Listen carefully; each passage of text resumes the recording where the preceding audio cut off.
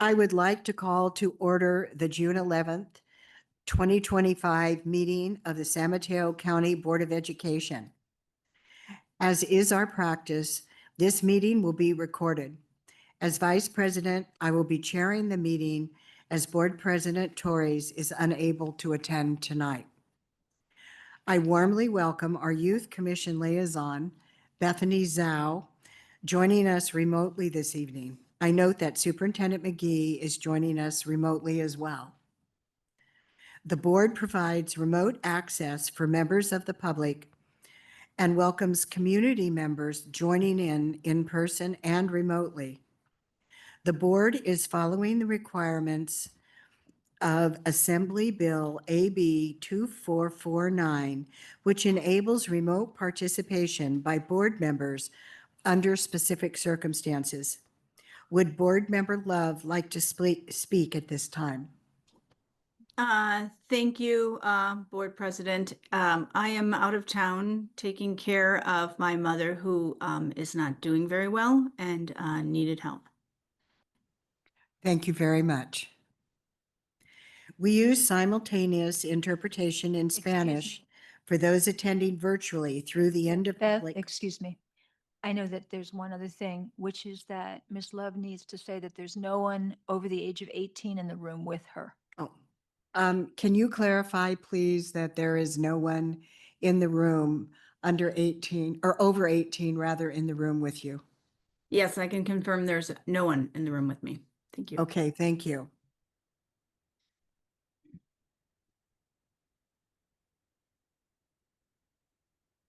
Do we have to vote? I didn't think so. Okay. We use simultaneous interpretation in Spanish for those attending virtually through the end of public comment. Translation will continue further into the meeting if people are utilizing the channel. Thank you to our interpreters, Anna Cruz and Kimberly Larios, for joining us remotely. For meeting attendees wishing to access the Spanish translation channel on Zoom, click on the interpretation button on the menu bar.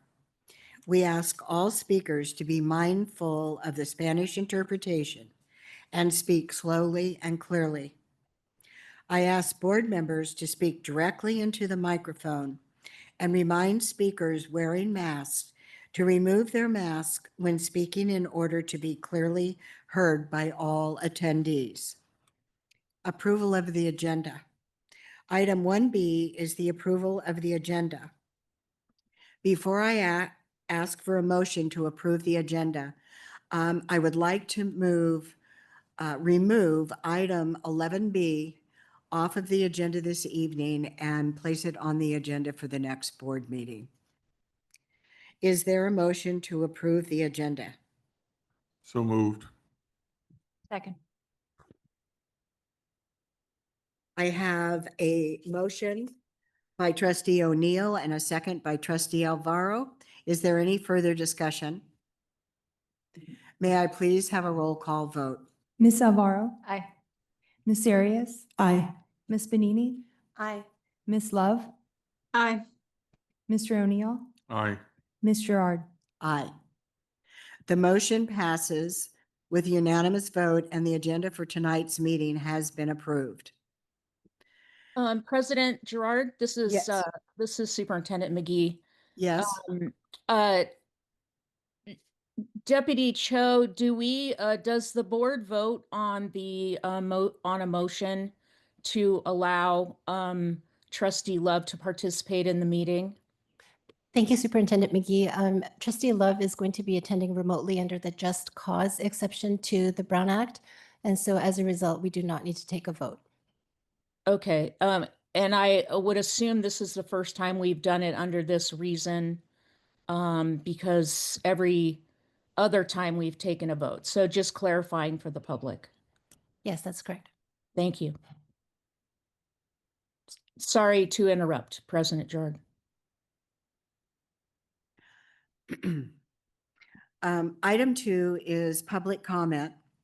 Guidelines for public comment are available on the San Mateo County Office of Education website and in board docs, as well as on the table outside the boardroom in both English and Spanish. If there are speakers who require Spanish interpretation, our interpreters, Ms. Cruz and Ms. Larios, will interpret following each speaker's comments.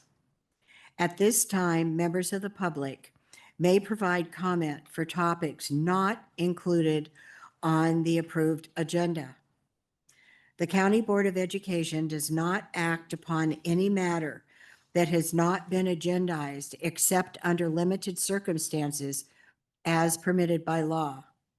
It is the policy of the county board to refer matters raised in this form to the superintendent for investigation and/or action where appropriate. Superintendent McGee, do you have any comments submitted prior to the meeting? We have no comments submitted prior to the meeting. Thank you. Speakers are invited to make live comment and have 3 minutes to speak. The board's executive assistant, Jennifer Perna, will keep the time and advise when the speaker has 30 seconds left. Please keep within the time limits. To make a comment over Zoom, members of the public may use the raise hand feature. Instructions for using this feature are provided as an attachment in the board packet. Once the hand is raised, please wait to be acknowledged by Superintendent McGee. Superintendent McGee, are there any members of the public attending remotely who wish to make a comment at this time? We have no hands up at this time. Okay, thank you. Members of the public may also provide live comment in person. Superintendent McGee, are there any cards submitted? There are no cards submitted this evening. Public comment addressing a specific agenda item will be heard after the board's questions, comments, and discussion on the item. If members of the public wish to speak to a specific agenda item, please use the raised hand feature when the item is announced, or if in person, submit a card in advance of the item. Item number 3A is the approval of the minutes. Is there a motion to approve the minutes of May 21st, 2025 regular board meeting as presented? So moved. I have a, Okay. I have a revision. Trustee Arias? Yes. Yes. On section F, board member comments, I like to note that board member Arias reported that it was attended the end of school year celebration, and I actually did not. So would like to make sure that shows that I wasn't there, but I was excited to have attended to the other graduations. Okay, thank you. Are there any other corrections to the minutes? May I have a motion then to approve the minutes as amended? So moved. Second. Thank you. There is a motion to approve the minutes of the May 21st, 2025 regular board meeting as amended, made by Trustee O'Neill and a second by Trustee Alvaro. Is there any further discussion? May I please have a roll call vote? Ms. Alvaro, Aye. Ms. Arias, Aye. Ms. Benini, Aye. Ms. Love, Aye. Mr. O'Neill, Aye. Ms. Gerard. Aye. The motion passes with unanimous vote, and the minutes of the May 21st, 2025 regular board meeting have been approved. Item number 4 is the consent agenda. The consent agenda is not debatable and requires a unanimous vote for passage. An item may be removed from the consent agenda and placed on the regular order of business for separate discussion and action if any member of the board, the superintendent, of the public so requests. Is there a motion to approve the consent agenda? So moved. Second. There is a motion to approve the consent agenda made by Trustee O'Neill and a second by Trustee Alvaro. Is there any further discussion? May I please have a roll call vote? Ms. Alvaro, Aye. Ms. Arias, Aye. Ms. Benini, Aye. Ms. Love, Aye. Mr. O'Neill, Aye. Ms. Gerard. Aye. The motion passes with a unanimous vote and the consent agenda has been approved. Item 5A, Sarah Notch, Executive Director, Center for Access and Engagement, will highlight a few aspects of the San Mateo County Office of Education's 2025-2026 Proposed Local Control and Accountability Plan, LCAP. Executive Director Notch. Good evening, Board Vice President Gerard, members of the board, Superintendent McGee. I am with you tonight on our penultimate LCAP presentation. We have one more left, and you'll see a timeline review here. So we've been together several times and engaged at multiple different points throughout the process. This is the end of our 2024-25 journey. One thing that I did want to correct is that it states that tonight you'll be receiving an indicator report as well. That has to be presented at the same meeting where the LCAP is adopted, not the public hearing. So you'll receive that on the 25th. So you'll have one more LCAP presentation for me this year. This is an overview of the components that are included in the larger packet in the LCAP in the board packet. So I just wanted to quickly summarize. These are the components of the report that you'll see in the larger document. And I wanted to review our partner engagement. The feedback that we receive really helps us shape our revisions and design in a way that takes into account multiple perspectives and interests.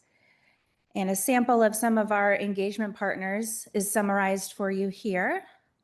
There's more details in the larger packet, but wanted to make special mention of some of our very helpful and supportive engagement partners. And then I wanted to review for you, there's a lot of content in your packet, so summarizing, I apologize for the size of the font, but wanted to put in one page for each goal, all of the metrics and associated actions. This year, we really laid the foundation for year one of implementation of our 3-year LCAP. So we're not making significant changes to the metrics and actions based on where we are in our implementation timeline and or not having enough data to make data-driven decisions because there were some elements that we just didn't expect to or couldn't get to in year one. So goal 1 is very similar to what we presented and what you approved last year. And it's very similar with goal 2 as well. Same approach, holding steady with our metrics and actions and progressing deeper into our implementation of this goal for our social emotional learning. And also with goal 3. So we're just expanding upon the work and diving deeper into CTE pathway development this year. Goal 4 is different. And as a reminder, county offices of education need to have 2 additional priority areas for expelled and foster youth.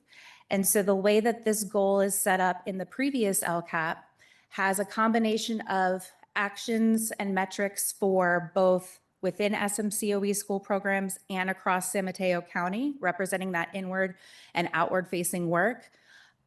We recognized that in trying to gather the data and measure it this year was a little bit confusing. So we're streamlining and making some changes, proposing changes for you tonight that will help delineate and further align with the work that's actually being done in both of those capacities. So you'll see here a chart. This chart is an indication of whether or not the previous metrics were met. So you'll see, for example, metric 4.1 did not apply to SMCOE schools. That was just across San Mateo County, and it was not met.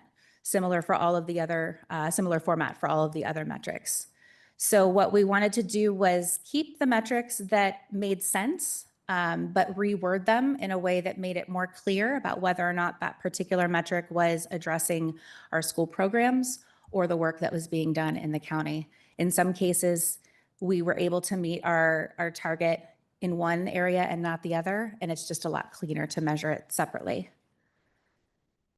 So the revised metrics, 4.1 through 4.11, on the left-hand of the yes or no columns, that's indicating whether or not that metric applies to SMCOE schools.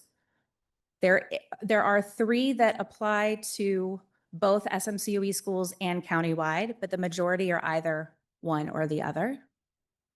Give you a second to look at that so you can see how we broke it up. And then in consultation with Executive Director Ben Gonzalez and really working with our foster youth liaison team to determine how to further refine the work that we're doing for our countywide supports, we are proposing adding 2 additional metrics that will just apply to the countywide support that the Foster Youth Services Coordinating Program provides to our districts. So really the intention is better aligning and ensuring that we're able to accurately measure what it is that we are hoping to achieve with our outcomes. And then lastly, our expenditures and funding sources. There is a typo at the top, apologies for that. This is our 25-26 budget overview, broken down into percentages. Again, a lot more information in the packet that you received with the full LCAP. But you'll see that the majority of our expenditures are spent on certificated and classified staff. And our total budget is around $3.5 million. And with that, I will be happy to take any questions. Does the board have any questions? No, I guess not. Are there any comments from the public? No comments from the public. Okay, thank you. There is no action to take on this item, and thank you very much for the report. Thank you.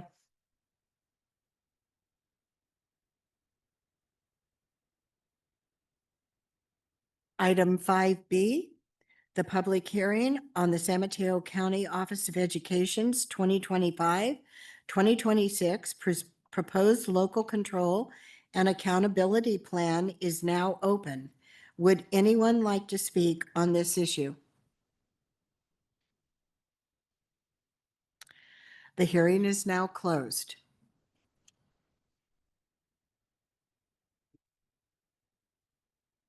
Item 6A, Laura Condescetti, Coordinator, School Programs, will provide information regarding the adoption of the TCI History and Social Science curriculum for the court and community school programs. Thank you. Thank you. Good evening, Vice President Gerard, members of the board, and Superintendent McGee. I am Laura Condescetti, coordinator for a school program, and this year, Core and Community School have embarked in a thorough and thoughtful process to select high-quality instructional materials in history, social studies, and science. So I'm going to do 2 presentations. First, we are going to start with the adoption of the TCI History and Social Studies curriculum. And the purpose is to provide our diverse students population with rigorous educational resources that are aligned with history and social science framework, and also the science with the next generation science standards, as well as our San Mateo County Office of Education strategic plan and the local control accountability plan. So it's going to be a lot of information. So thank you for your patience. So the adoption process and timeline, both of processes were similar. So I'm going to walk you through how it was starting. We started in January. The adoption process was in collaboration with the IT department and curriculum instruction. It started with a comprehensive overview, followed by focus sessions that we had 5 different throughout the year. Those were conducted starting with a framework of history and social science standards, data that we collected, including students' demographic, number and levels of multilingual learners, students facing learning challenges, and teachers' voices. There were surveys that we collected, the teachers' voices, experiences, what they were looking for in a new curriculum. The next phase involved investigating and advancing instructional materials that align with the integration of literacy, citizenship skills, inquiry-based approach, and the development of critical thinking and engagement in citizenship. All of these is the shifts that the history and social science framework was asking for the new curriculums. We review then the programs components to refine the progress options. We utilize rubrics to assess the various components under consideration. Then we prepare for to pilot the programs, and in that phase, we also collaborate with publishers to have a review of the materials and organize the initial 3 weeks when we were piloting the program. At the end, the last session in May, we have the committee successfully piloted 2 distinct programs and reached consensus regarding the recommendation. And I please to show you, this is the following is a comprehensive timeline that provides another insight into additional meetings that we conducted with teachers. I was an active part of it. We met weekly. I sent surveys asking for any feedback. We also got students working different tasks that students completed. We analyzed it. We review throughout the 6 weeks the 2 different programs that we piloted. The adoption committee was purposefully selected. If you see, it was a wide, diverse experience in the group, and also the 3 different school programs, Hillcrest, Gateway, and Canyon Oaks. Also, we at the beginning, we invited paraprofessionals who work closely with students and are a great asset to give any feedback on the program. Here are a couple of the adoption toolkits and the rubrics that we use during that time. Both of the programs, you will see both of the adoption processes use similar rubrics. There are some differences on the content, of course, but the criteria for evaluating instructional materials, we're integral components of the 2018 adoption toolkit developed by the California County Superintendent's Educational Services Association. That's where we are, that rubric we utilize. The evaluation of the instructional materials consisted of 5 distinct categories. If you see, one, it was the alignment with the standards. The other one was organization and the logic sequence, evaluating the program's structure, ensuring clarity and effectiveness. The number 3, 4, and 5 categories were assessments. We want to be ensured that the embedded assessments in the curriculum were measuring students' progress and were also a good tool for teachers to adapt any lessons. Category 4 was universal access, and you will see the same in science. So how the materials are providing multiple opportunities for students to have access to the content. That was very critical for us to consider. So including students that are eligible for special education, English language learners, so how the materials were supporting all type of students, all type of learners. And category 5 was in the instructional planning and support. Teachers were very eloquent about that they want something that it was easy to follow, that it was easy to implement and adapted for the students that we work with. So also here you can see that then we have publishers review.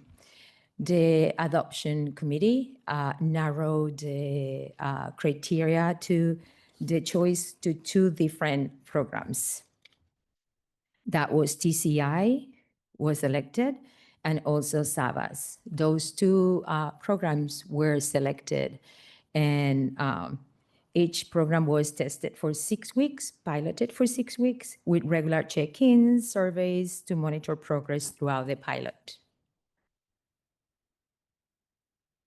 I'm going to highlight students and family and community feedback in the next following things. Here you have some students' feedback and artifacts that are highlighting the selected program, which demonstrates significantly higher students' engagement and responses with a strong connection to contemporary issues that foster critical thinking and reasoning skills. These are some of these assignments were done by the students when I taught the class, and some others are also from Canyon Oak. What we realize and notice is that students, most of the students produce more writing in one of the programs than others, and it was the engagement was higher.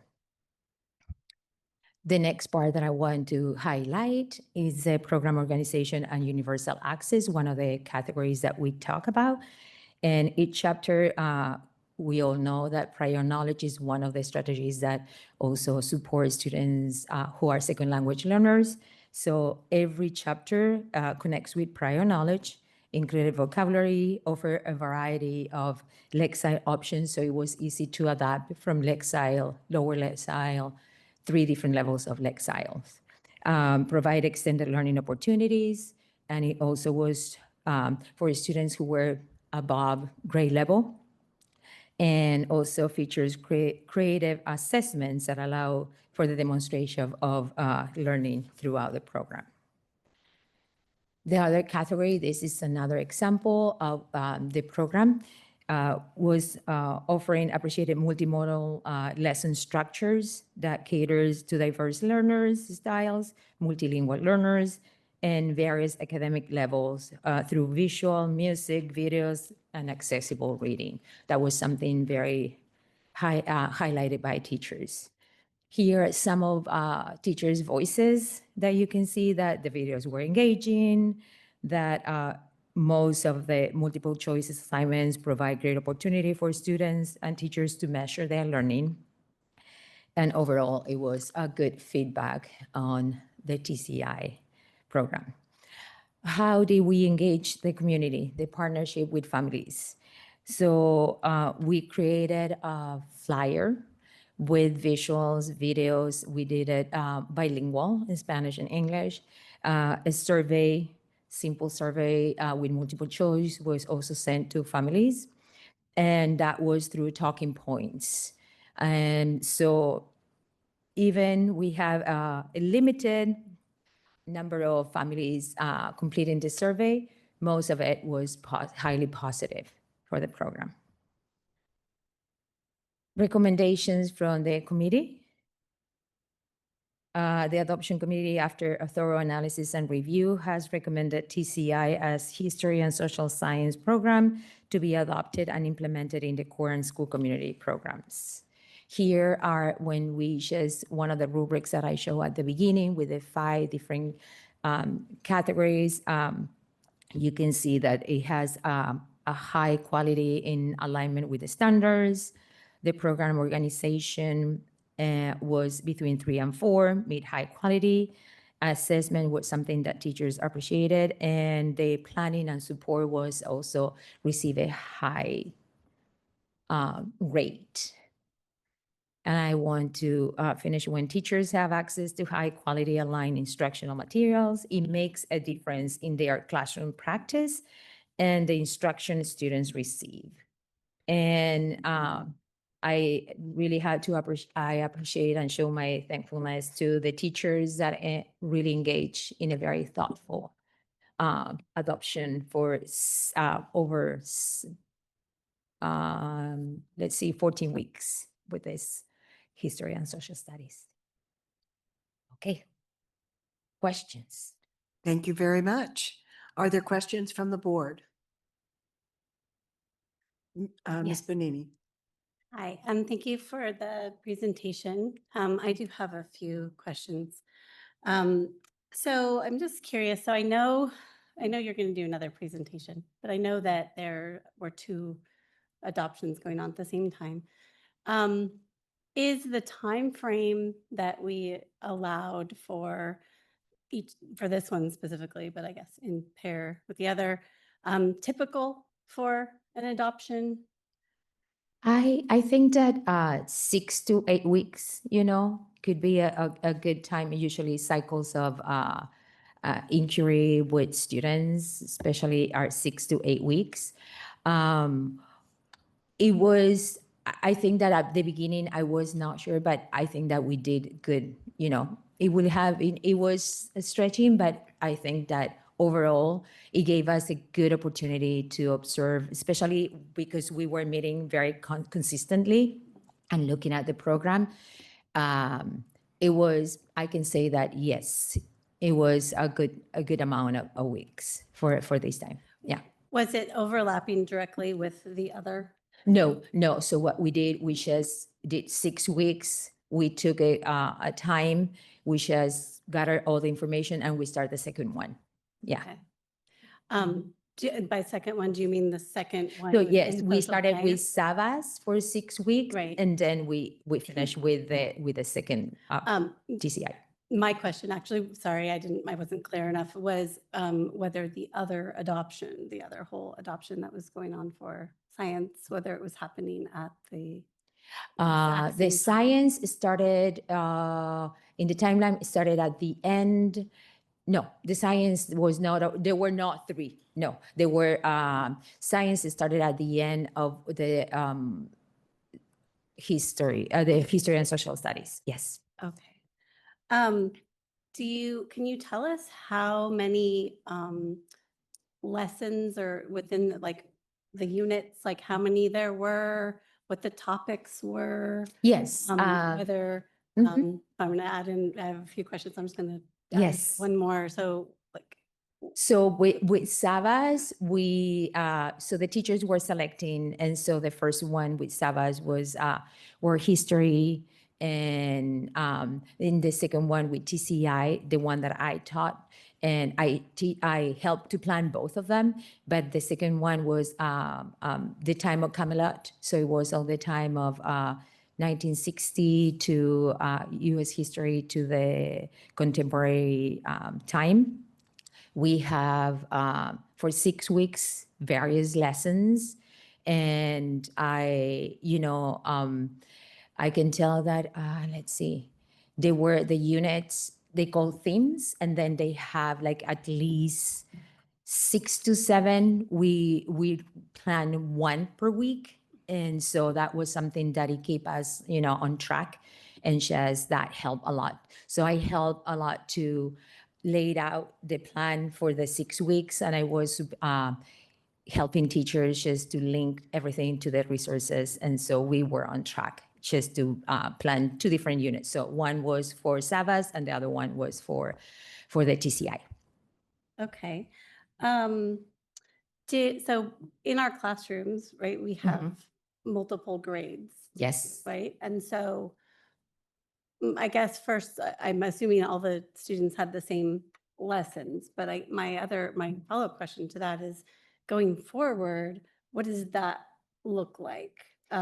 Is it something that can be kind of merged together? I don't really know. I guess it's world history. I don't know what the course that they're taking is, and it varies by grade level.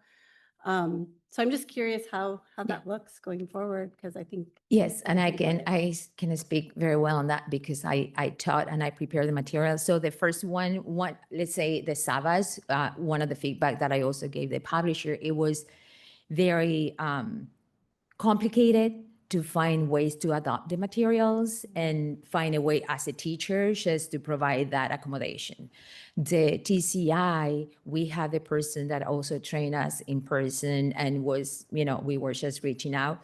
And it was easy to see that you can select, 3 different levels Lexiles. So you were going there. It was also, the materials allow you to have, to produce, transfer them into Google Docs, that it was easy and adaptable. So teachers can also make it more complex or easier. So, and yes, in a classroom, we have more than, it's a wide variety of knowledge in different areas. But I taught the class, and I thinking that it was easy for me as a teacher to make the adapted to the different, cater to the different needs of the students, especially with a lot of students with special needs, and the facility of accessing, videos and visuals, and also demonstrate with learning. It was their learning. It was, I think, a very positive way to do it. And even I was the first time that I was teaching, high school and social studies. So is it that when there's, say, like a 9th grader and an 11th grader in the same class, they're getting credit for the same social studies class, whatever that is? Or is it a different class, right? Because if they're going to, so my follow-up question to that is sort of like, how does it relate to what our districts are doing in terms of curriculum? mhm. Because say I'm a 9th grader here, or 9th grader is attending, and then they're going to transition back to Sequoia Union High School District or Mhm. wherever. Is it in a line, are they doing 9th grade work? And then Yes, if I'm they in are, 11th grade, because I'm doing not just by Lexile, but like in terms of content? yeah. Yes, it's aligned with the Californian, with the history and social studies standards. Yes, definitely, it's aligned. The only thing that you can just, it varies, is the way that they can demonstrate learning, is the way that they can just also access the reading. It can also be read to them. So, not necessarily you can just lower. And the Lexile is the same content, so the Lexile, what it varies is let's say, the complexity of the sentences, what it makes the Lexile different. But yes, of course, the content is aligned to the grade level.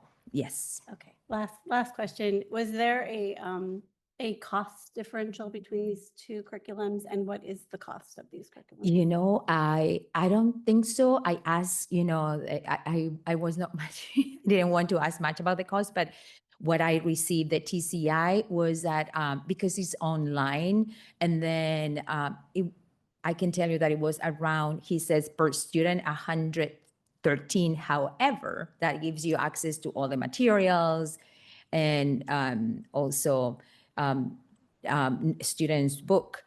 He said that it will be reduce the price because the number of students that we have. So, but I don't want just to say something that I'm not very familiar with the cost. But that I remember because I asked per student how much is it. So he says that that number can be, less according to the number of students that we have in the program. Okay, thank you very much. Are there any other questions from the board? Yes, Ms. Arias. Thank you. Well, first of all, thank you for this presentation. And mine are really quick. I just had a question about, you talk about the instructional plan and support. You have Spanish support. And I was just curious about to know if there's any other language needs other than Spanish within the group.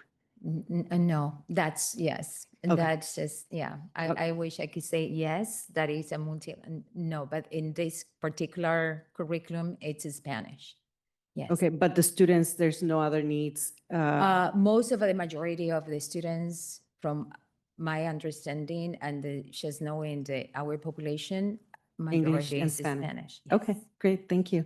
And my second question is, you talk about the parents' partnership and communication through the talking points. How many families responded? You said that there wasn't a lot of responses, but I know. how many families kind of you have and how many responded? If I you will have tell you, that. like my kinder students. Two Two families. families. Two families were responding, yes. Out of how many families? We have 6 families, Okay. 7, in Gateway. Yeah. So yes. Great. But I thinking that it's a good learning opportunity. I thinking that we should keep, sending parents the same survey. And next year, if this is going to be adopted, I think that it would be nice just for back to school night, just to present to the parents with the program. In a So I follow-up think- with that, I thought, has there ever been the thought of supporting, kind of like sitting with the parent to respond to the survey, or is it sent to them and up to them to respond? It is sent to them. It was sent to them, and it was also a video, and trying to explain. And it was bilingual, and also we make it very simple, like 4 questions that were multiple choice. So, and it was a message, that we sent. Please, we want you just to become familiar. But yes, It could be something that maybe staff or somebody, yeah, I think that we- volunteer, yeah. liaison, sit down with the 6 families and have them respond. Yes, I Okay. think in that, yes, that could be a good Great. way to. Thank you. Thank you. Thank you. Thank Any other questions? Ms. Trustee Brewer- Love? Thank you. I just had a quick question.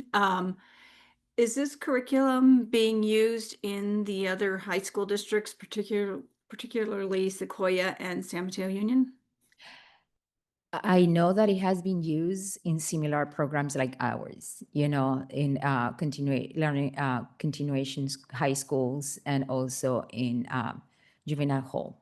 And I know that other districts has also are implementing it, but I'm sorry that I don't remember which ones. But the main questions to the publisher also was the uniqueness of our program, and if other counties were implementing. And yes, I know that, yes, but I sorry that I don't remember. Thanks. Sure. And San Mateo have TCI that they're currently using in one of their programs. So yes, they may have a variety, but TCI is one that is used within Sequoia and San Mateo, which are our 2 major feeders. Thank you. Thank you. Trustee Love, did you have any more question? No, thank you. Okay, thank you. Trustee Benini? Oh, I would just ask the question again. Does anyone else in the room know the cost of this curriculum? It's hard to approve something without knowing that. Yeah. Sorry that the cost I know for per student, 100. Accurate costing, which Laura did predict, which is about $113 per student. It's a subscription base, so you're going to see a yearly folding in. So anytime they update the material as well, we're going to get those updates automatically. So given that, with about what our all-in cost would be plus training, you're looking at under $50,000 for us to do that at Hillcrest and Gateway. And that would include the training module pieces that the program would come out with as well. So usually the vendor provides additional services similar to Teachtown. And then funding source, we're using lottery funding because we haven't had an adoption since 2021, I believe. Our last adoption was StudySync. We haven't had an adoption, so we do have funding within both sets of lottery, unrestricted and restricted, that would allow us to pay for the adoption comfortably. Thank you.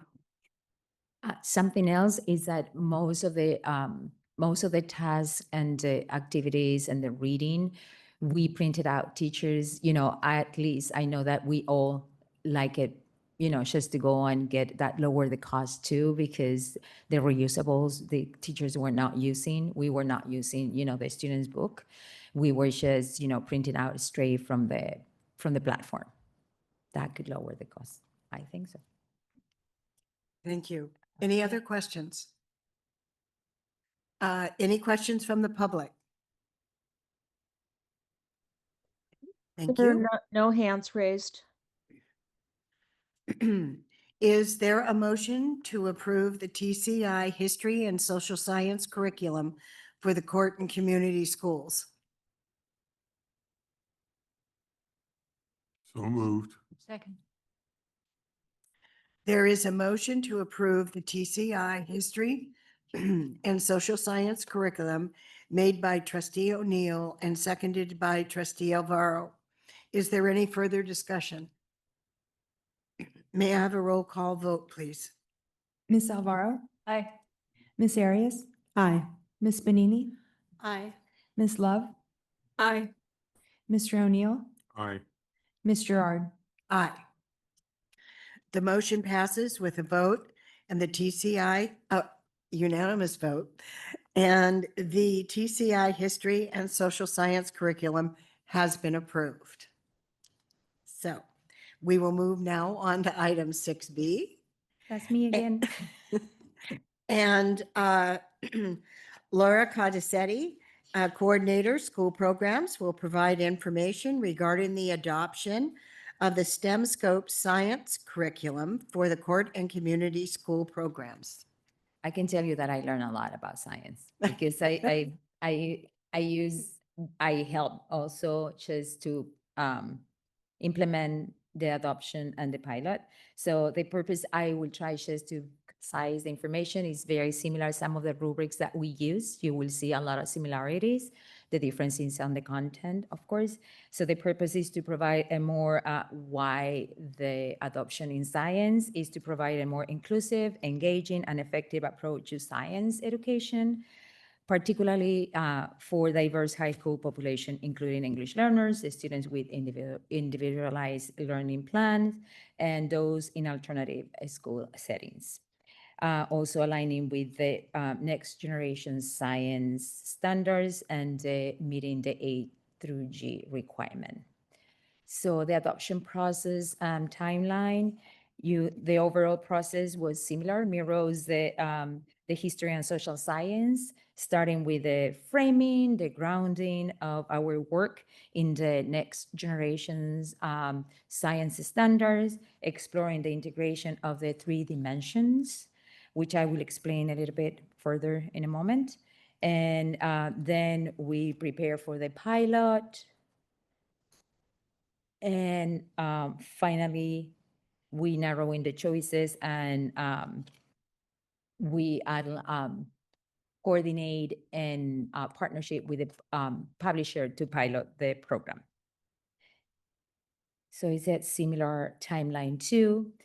With what we saw the difference also here in science, we met twice with the publisher because teachers have some more questions before making the last decision. And so if you see in the timeline here, it says the committee meets again with the STEM scopes team to clarify questions regarding making the final decision. So it was a very thorough process that we went through for another 6 weeks. So you see that the committee, so sorry,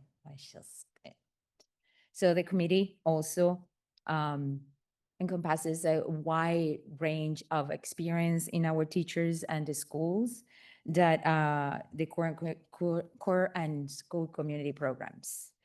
And here is the adoption toolkit and rubrics that we use. So here you will see that the adoption team, also we collaborated with TOSA from San Francisco. Ms. Beans, she was a great helper and she was an amazing person just guiding our thinking and the process to start the process for the adoption. We review and select the process. And if you see, we did the screening, all these steps, and this is another different rubric that we use. That is the 3 dimensions of next generation science standards. Is the science, the 3 dimensions are science and engineering, engineer practices, cross-cutting concepts, and disciplinary core ideas. What these 3 dimensions encourage students to think and act like scientists rather than just memorize. facts. And this is the big shift that we see in NGSS standards. It helps develop problem solving and critical thinking skills that are transferable to real world contexts. Here it's a zoom in of the 3 dimensions of NGSS that we use when we explore a unit. And adopting the 3-dimensional science curriculum ensures that all students, not just a few, develop a strong hands-on, meaningful standard understanding of science, especially for diverse high school learners, because it makes science more accessible, relevant, and empowering. If you see here is the paper screen instructional materials that we use. The rubric is similar to uses same 5 categories that we use for history and social studies. Is the alignment with the standards, that's the category 1. The program organization, review the pacing, the coherence, and the usability. Then, of course, we have the assessment category that evaluates the quality of formative and summative assessments that are embedded in the program. Then universal access or access and equity measures how well materials serve diverse students. And instructional planning and support, how the materials are really supporting the planning and the implementation and instruction for teachers. Publisher review, here you will see that that's a picture of us just delving deeper into 2 different programs. One was Discovery, and you will see the rating on the side of the teachers. As I said, the 5 different categories that we rate based on the unit that we just delve deeper into. The adoption committee engaged in this collaborative evaluation of 2 different programs. And the other one is the STEM scopes that across the board have a high rate. So in-depth rubric scoring across all 5 categories, collaborative discussions on strengths and limitations, examination of the program adaptability for core and community school context was most of the conversations that we engage throughout the process. This data-driven approach enabled the committee to narrow the choices and they move forward with piloting 1 program. The best met the needs of our students and population. And I will highlight, you have here some of the highlights of the program that now is in front of you to be adopted, that is recommended by the committee. So what we saw that this program, it was designed to support multilingual learners, students with different learning needs, multiple level lexas, translations, tasks that can be embedded into Google documents, graphic organizers, a lot of videos from the BBC. There's a partnership with them. Teachers planning tools were very comprehensive and implementable. So here is some of the teacher planning tools. If you see the BBC, the materials also hands-on. We were teachers were very eloquent about the kind of materials that we want to students, in juvenile hall to have access and explore and do experiments. So that was a great flexibility for us to implement. Here you have some students, artifacts from students, and is demonstrating you these are 2 different second language learners, different levels that are showing you how graphic organizers, the comments about the videos, some of them were goofy, but they were engaging. So the curriculum integrates multiple access points, visual models, hands-on investigation, scaffolded text, and collaborative tasks. Again, we share a flyer, a video, and a survey in English and Spanish throughout the talking points to explain the curriculum and gather feedback from families. Although the responses response volume was limited. The feedback was positive and supportive of the proposed direction. The recommendation from the committee came out that STEM scope, it was the best curriculum that we can implement in our current school communities. Here it is the committee recommendation.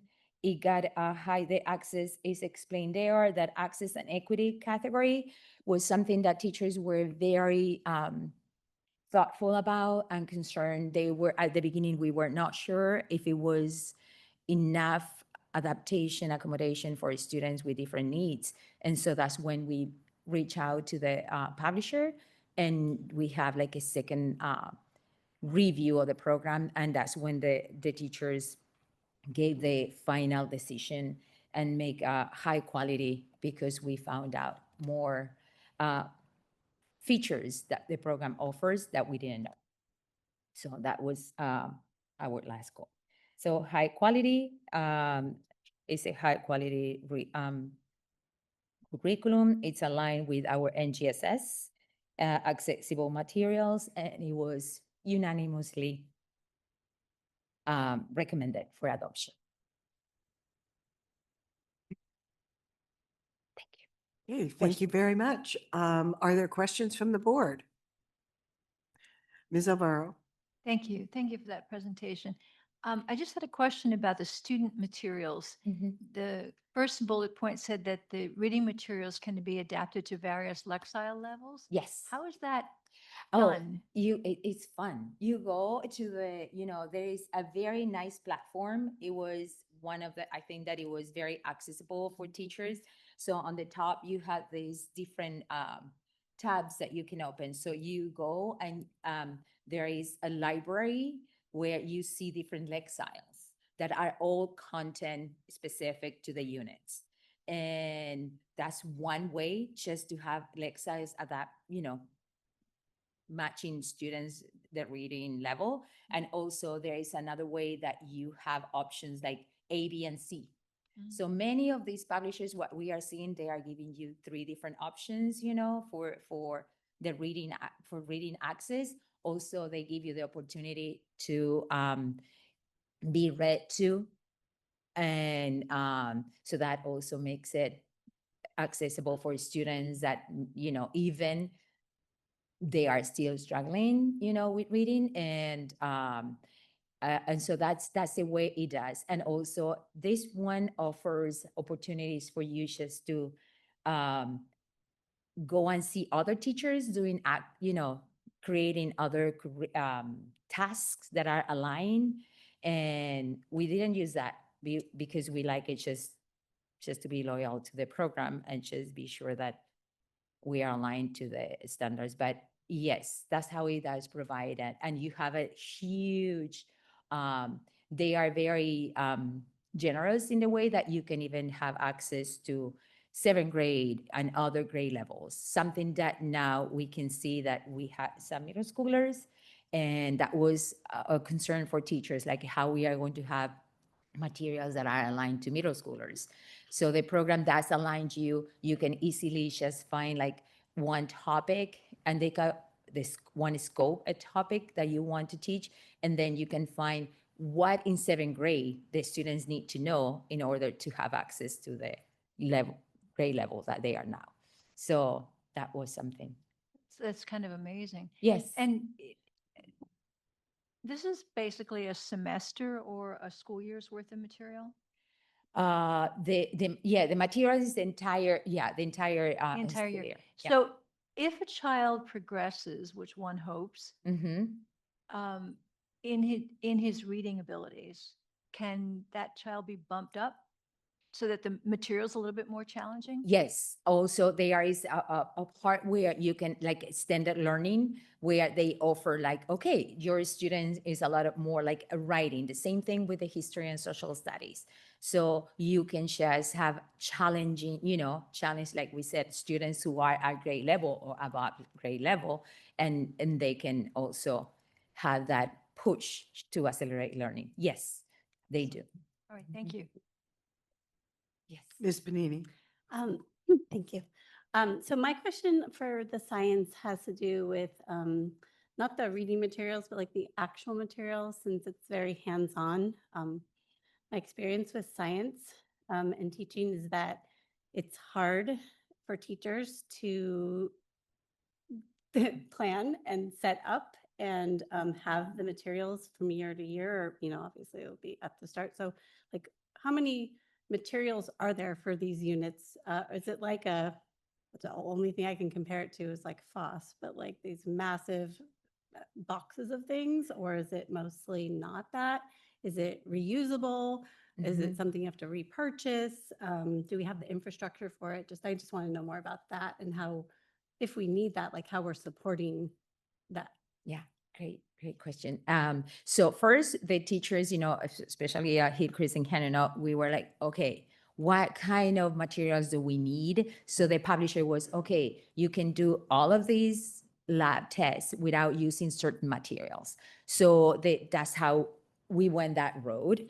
What it was amazing about this program is that first you start, for example, it was, we were talking about photosynthesis, no? So first we start with a video, but then it was something that you can do with materials that they were cutting paper and put it under the sun and covering or not. And that was showing, how is it sun, impacting. And then you can also start with some materials that the teachers, selected because they didn't want anything that it was dangerous.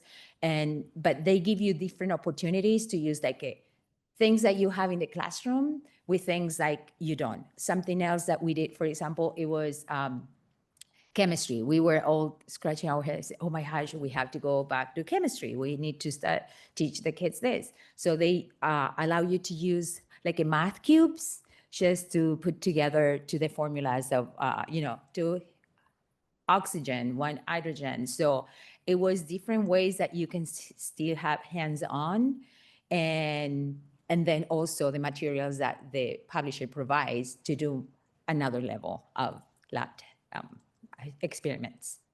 Okay, so if there are materials that are not like math cubes, but like beakers or whatever, Yeah. we will, or anything that's used up, we will just have to have a system, because I know we don't have all of that. Yes, yes. Right, And so we would just have a system where we would check in, and it's just, I know it's a process, so I'm just. Yes, I think that that's a part, that some of them are reusable, some of them are not, but they were in one box and we thought that, oh, it's not too bad. It wasn't too heavy, so they were, what we like also about this publisher, it was very flexible in the way that also adjusting to our needs and very, supportive, when we were like not sure, where do we find all of these adaptations for different students? And they met with us just to ensure that we understood the full scope of what is provided by the program. But yes, and I cannot tell you what are the things that are reusable, but I think that they offer that information in their platform where you can see what is reusable, what it has to be replenished. So I guess my last question would be like, it seems like you would need these things. Maybe they could be transferred from place to place if there were sets of things, but likely you're going to have more than one set for different sites. I don't know. And then with that and the access, what is the cost of this adoption? I don't know the cost, sorry. This one I Ongoing really cost, because science is like, you have to keep. Yes, getting I'm not pretty sure about the cost of this one. So sorry. This is something that I was more excited just to get engaged and teaching it and touching everything. And then I'm so sorry, but this is something that I should have. Teamwork. So to give you an idea, as Ms. Laura was talking about the subscription cost, so there is a subscription base. So I'm going to give you the range of what this would look like, including the all-inclusive kits. So similar to what you're talking about, the consumable side, that's an all-inclusive kit that charges usually around $34 per student. Kind of do the math on that, you're talking $1,300 per setting. So Hillcrest, Gateway, it'll be lower at Gateway and Canyon Oaks because they don't have so much volume. That gives you an idea of the all-inclusive kits. In addition to that, we do have a subscription kit, which is going to cost us between $2,500 and $7,000 a year for the student licenses. We're currently working right now with the publisher. We do have some transient populations at Hillcrest, so a lot of vendors will sometimes do once you've used a subscription, have to use another subscription. So we're working through that process. They seem to be very much so amenable to understanding our setting. We want to repurpose that subscription rather than it going away when a student spends some time with us and then leaves. So all in, again, this is going to be a lower one for sure, but very confident that we're going to be able to supply the teachers with the all-inclusive kits as well. It's the best route to go. And in terms of like the number of pieces within a module, it looks like it's about 24, of which at least 5 of the components are non-consumable. So we would have to replace those pieces as we come into the next year, which is about $33 a kid. Okay, thank you. That's super helpful. And yes, both districts use them. Yes, that one I know, but I know exactly which ones. And also something else with the adaptation for different students, responses, to the question, it was that it could be just one sentence, they have this gradual kind of increase in complexity that it can go from one word, a sentence, and then a complete paragraph. And they were nice just to give us access to all their platforms so we're able to even support students in 7th, 8th grade. Are there any other questions? Ms. Love? Thank you.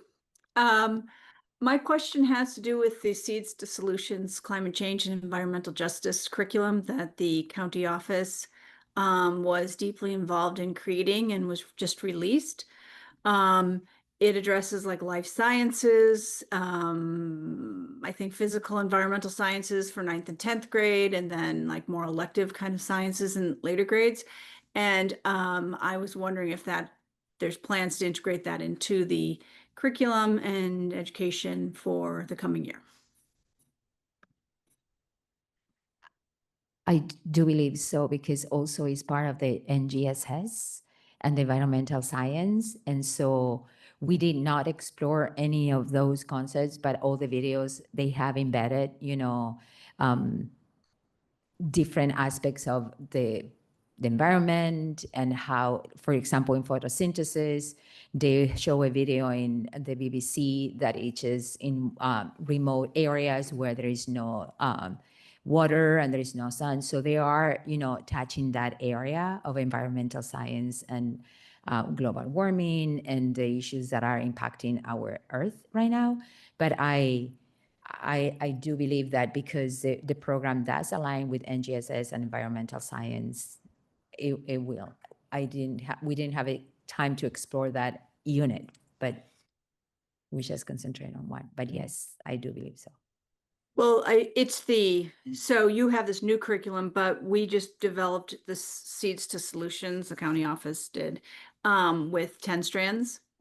And I was hoping that, yes, you're doing this new one, but you'll also be integrating this in. I mean, it's our curriculum that we're involved in developing. It'd be nice if our programs used it as well. That was my question.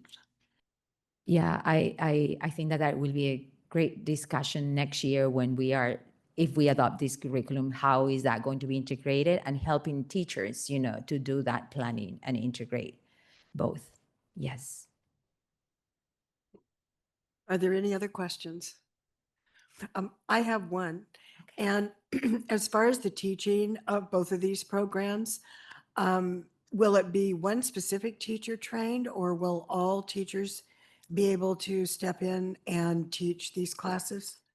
Something that the committee was looking at is, if I'm not here, if I'm absent, I don't know if that that can maybe address the question, is that someone can step in and be speed up just to go and teach. And I think that both of the programs allow, any new teacher, any veteran teacher that maybe it's not learning a new subject area, and it's allowing you just to have really access, prepared. That's why the organization, you know, the flow of the lessons, this extra support for a teacher's planning, it's there. And teachers, we were, you know, all with that lens, we were very cognizant that we want something that it's easy for us planning, seeing the students' progress, and anyone who is stepping in can just go take it and do it.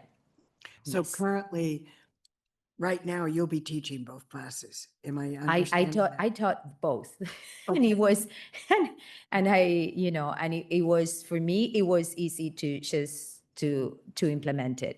I cannot say next year who will be using it, but I hope that the same teachers that went through the adoption are the ones that are going to be teaching the Okay. subject. Thank you very much. Are there any questions from the public? There are Okay. no hands raised.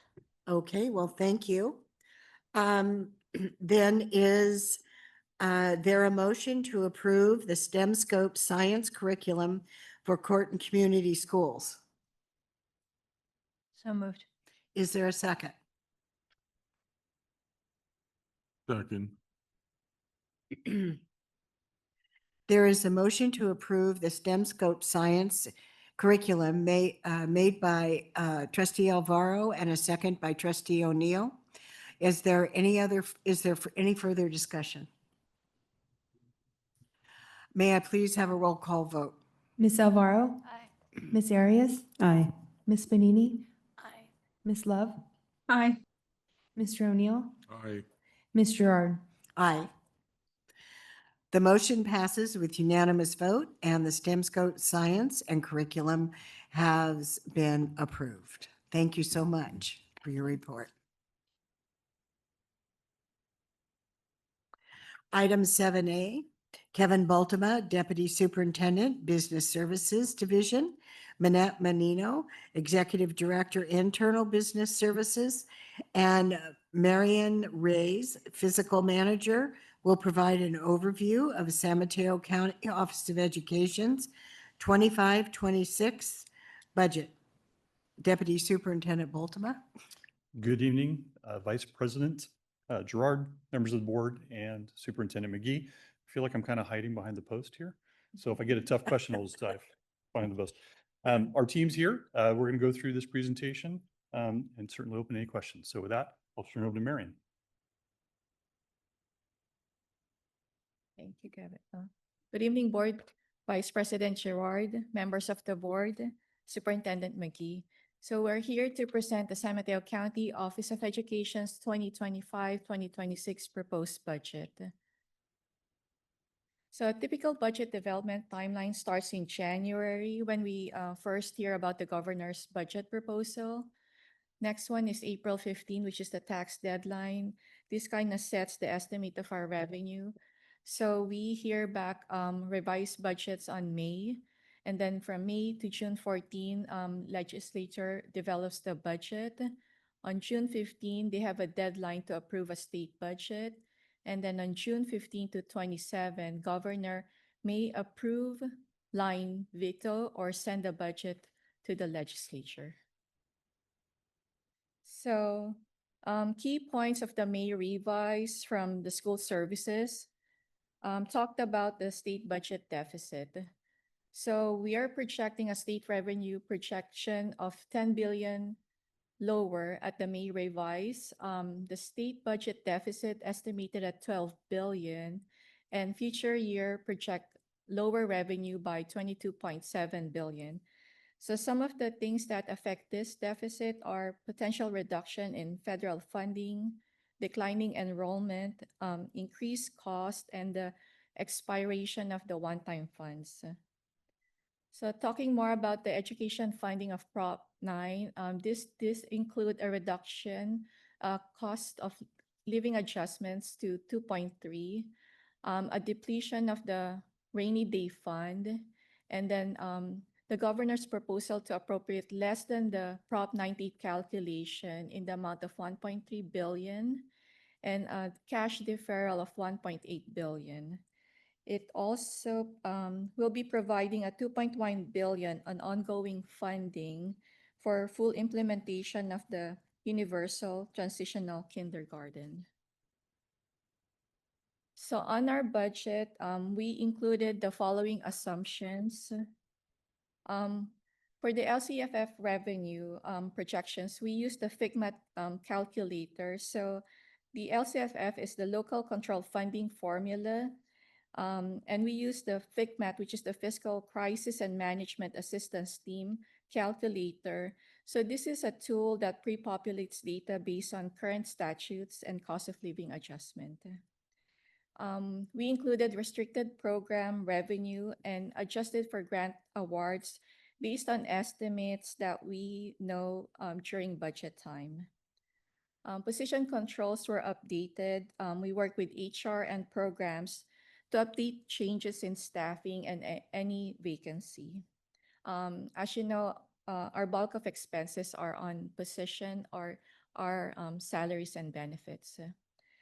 Compensation included multi-year agreement with SMCA, which is our teacher group. We also included increases in statutory benefits, retirement, which includes CalPERS and CalSTRS, unemployment, and workers' comp. Supplies and services were also adjusted for inflation. Services are increased by the inflation and adjustment for our ERP, which is the Enterprise Resource Planning Software implementation, and increased costs for insurance assessments. So a little bit about the new ERP. The budget is developed in this new accounting software. So it mainly it included all the position costs loaded based on assignments and salary schedules, and vacant positions were budgeted on the assumptions of salary schedule placements. So this included also benefits. Supplies and services are based on prior year adjustments, and also including inflation, and then also meeting with program managers regarding all those costs in there. We also made some adjustment for the account codes, to organize it by resource codes. We used to organize it by heavily on management code, but this time we're adjusting it to more on the resource code. So just a little bit about the position control. This is a tool, a critical component to ensure staffing levels and salary expenditures are aligned with approved budgets. We also want to give credit to all the staff members. It's a team effort. It was a heavy lift to set up all the foundation, to set up the new the information in this new ERP. So it's a big collaboration across the organization to help set this up. So the next slides will be presented by Minette Manya.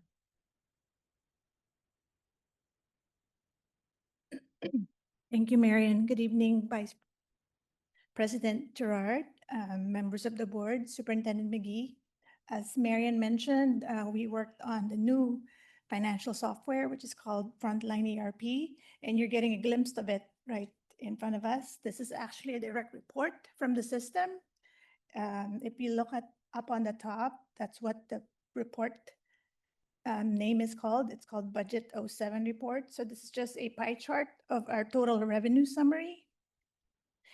And at the bottom of that of this slide is shows us how we derived it directly from the system, showing the input data, the parameters, and who generated it. This was generated by Kevin on June 6 at 8:01 a.m. So this is just a pie chart of our total revenue, and we'll go into details in the next few slides. So, and then we used an input of ADA of 72,595, and it gives us per $88 based on those total revenues. So the next slide is another pie chart representing the expenditures. So same direct report from the new system, and it gives us a pie just by doing a few clicks, and then this report is generated.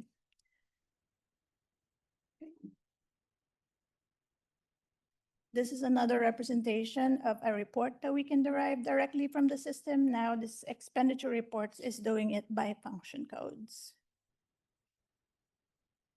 So total numbers are all the same. It's just a different representation based on how we want the data to be presented. So now we go to what you are usually used to seeing, which is our SACS presentation. You have a detailed report in your packet on these. So this is just a total representation of our Fund 1 general fund budget divided by unrestricted and restricted components. So we have a budget total of 115 million, comprised of 70% coming from unrestricted revenue of about 82.3 million and restricted of about 33. And then we have total expenditures of 116.8 million, which is comprised of expenditures coming from unrestricted about 82 million and 35 million from restricted sources or restricted expenses. And then we have a transfer in of 3.2 million and corresponding transfer out. In unrestricted, our change in fund balance is about 900,000. In the restricted resource, we are showing a deficit spending of 131,000, coming to a total of change in fund balance of 764,000. So this is another way of what you've seen before. This is the same presentation. We're moving up where we see the other outgo, which is that excess property taxes. So it's just showing that out of the 82 that we saw as total revenues, it's really 45 that is our total revenue, because 36 of that we have to give back to the state in the form of excess property taxes. So we still show the same change in fund balance of 895 in the unrestricted unrestricted portion of the budget. And then we come up with the same net total of 764,000. On the next slide, we just want to give you a glimpse of what Marian mentioned when we said we updated the accounts in our budget, in our new ERP system. So I'm not sure if you recall, the way we list this before was in management codes. You'll see a alphanumeric number, but now they're all listed by resource codes. So this way it's easier on the reporting side and also in communicating financial data to program folks that we work a lot with. So I just want to highlight the big ticket items in terms of services and contracts that we have in the budget. So for resource code 0260, that's outdoor education. That's our typical YMCA agreement. 0371 resource is our ERP financial system resource. The 2.2 million is our licensing agreement with Frontline. Our transportation, that's our transportation agreement with First Student, and so on. So moving to the restricted side, we have all our resources for special education under 6,500. So the beauty of doing resource code is we can expand it, but for reporting purposes, it collapses to the same 6500 series. So same with one you see at the bottom where you see the 9XX, that means those are all total of our other local grants. But for presentation purposes, they are just combined in that one line item. So in special education, we have about 1.2 million in services that we are budgeted for. And then we have also in other 9,000 categories, we have that San Mateo County Health Commission, the capacity grant that we have with Sacramento COE, and other local grants. So those are the big ticket services and contracts we have in the budget that program planned for next year.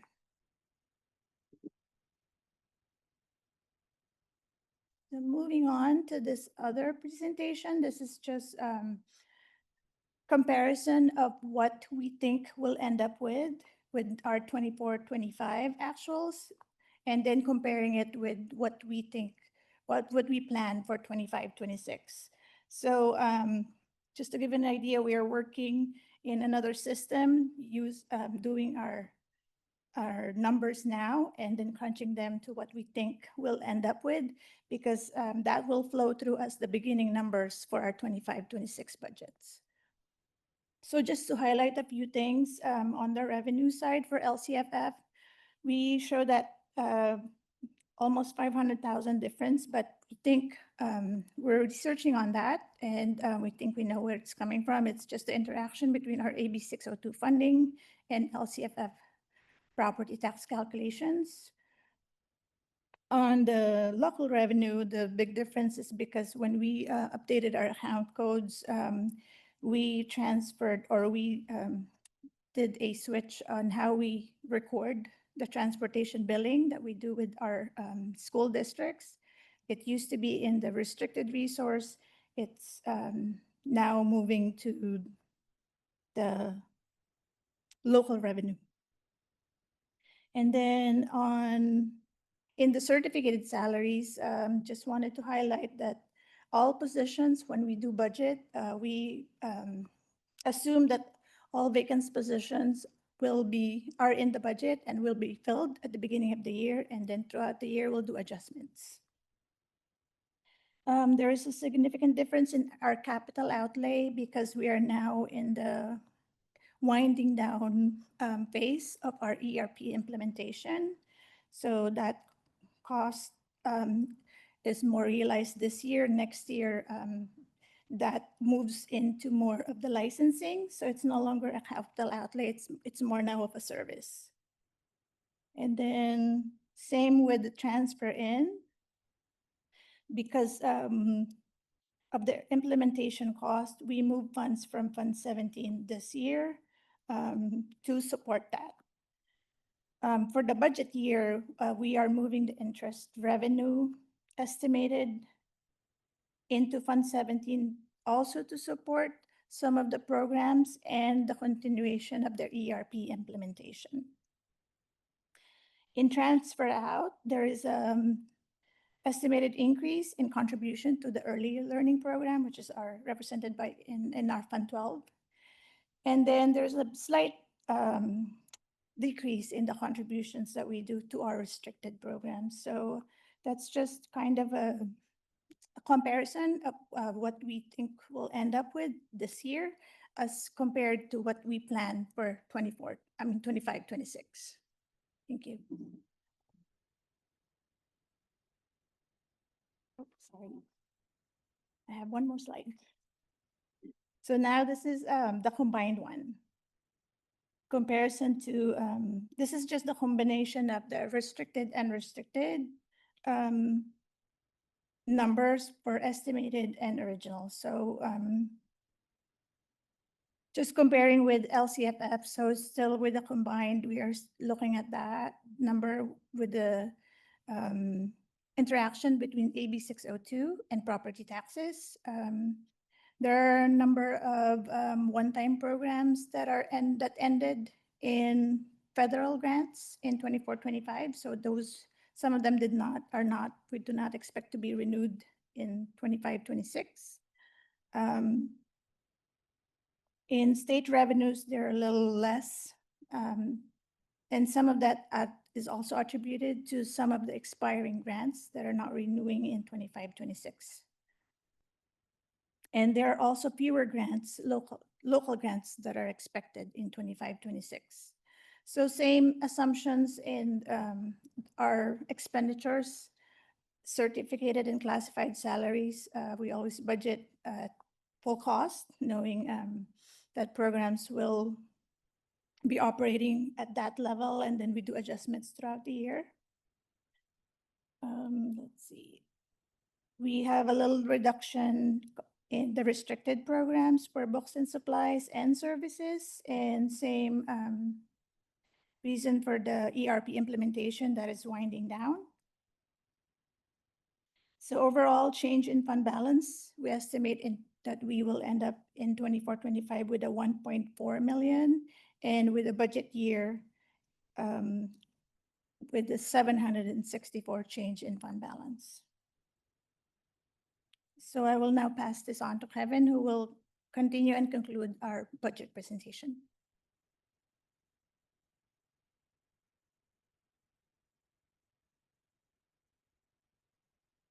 Okay, I will say that related to position control, it's a bigger deal. Because when you look at the budget numbers now, they're tied to the salary schedules and the assignment of the actual person in that position. So it should be exactly right for everybody that we currently know. And for the positions that are vacant, we put in assumptions about where the person is going to land on the salary schedule. So again, it's tied to the salary schedule. So the numbers that are in our 1,000, 2,000, 3,000s are really accurate. Okay. At original budget, we're budgeting for every position to be filled. So it is our most conservative look in financial picture. As the year goes on, we don't fill every position, we have changes. And so typically we have some budget that falls out. So in keeping with the theme of utilizing the new financial system, this is simply a report right out of the financial system for our Gateway program. We just ran this by resource code. And we're spending about $1.4 million. And the system already breaks it down into the specific object codes of certificated salaries, classified salaries, benefits, et cetera. We will work on why the detail isn't showing up in the 3,000s, because it'd be nice if you could see that, for instance, one of those 3,000s is for PERS and one's for STIRS and unemployment. That doesn't show up on this report, but we'll keep trying to refine it so it does. But it was nice, I will tell you, just to actually run the report, take a snapshot and put it in the presentation versus time putting it into an Excel spreadsheet to try and present this to you. So that's our Gateway program, 1.4 million. Our Canyon Oaks program. And I'm sorry, it is small on the screen. Our Canyon Oaks program is estimated at $837,000, pretty consistent to prior year. And our Hillcrest program is coming in at almost $1.3 million. And you can see the breakout in the way we're spending the money by object code. And as a reminder, 1,000s are certificated salaries, 2,000s classified salaries, anything with a 3,000 is benefits, 4,000 is supplies, 5,000 is services. We don't have any 6,000s on these reports, but that would be capital outlay, capital improvement. Okay. We really do spend a lot of time looking at the multi-year projection. We think it's probably the most important report that we generate because we approve not only 1-year budget, but we're really in essence approving a 3-year budget. So we have some assumptions as we build out into future years. Local revenue does not include Rollins Road. Any rental income is not included in this budget. Cost of living adjustments are included at the Department of Finance estimates at 2.3% for the current year, and then 3.52 and 3.63. Step and column costs are estimated at 1.5%. That is the increase in cost without a compensation increase to be negotiated. It's just employees moving across the salary schedule based on their time working for us. STIRS is holding steady at 19.1%, which is good. PERS, minor increases, certainly compared to what we've experienced over the last 10 years, represented there at 27.05%, 27.4, and then 27.5. Supplies, we increased those costs by a consumer price index, 2.76, and then 2.7%, and then 2.76% in the third out year. Election costs are always interesting for us. We have them, and then we don't, and then we have them, and they're fairly expensive. So if you remember, our last year's budget was $750,000, and I think that bill came in at about $650 roughly. And so we have election costs built in the 26-27 year at $500,000, and then we'll take that out in the 27-28 fiscal year. We are increasing the budget related to insurance assessments. This is specifically related to sexual assault and molestation cases. Recent legislation has increased liability in this area. There have been rather large assessments that have been applied to almost every school district across the state. And unfortunately, they are telling us to continue to project those increases as we get a better idea of exposure into future years. So this, yes.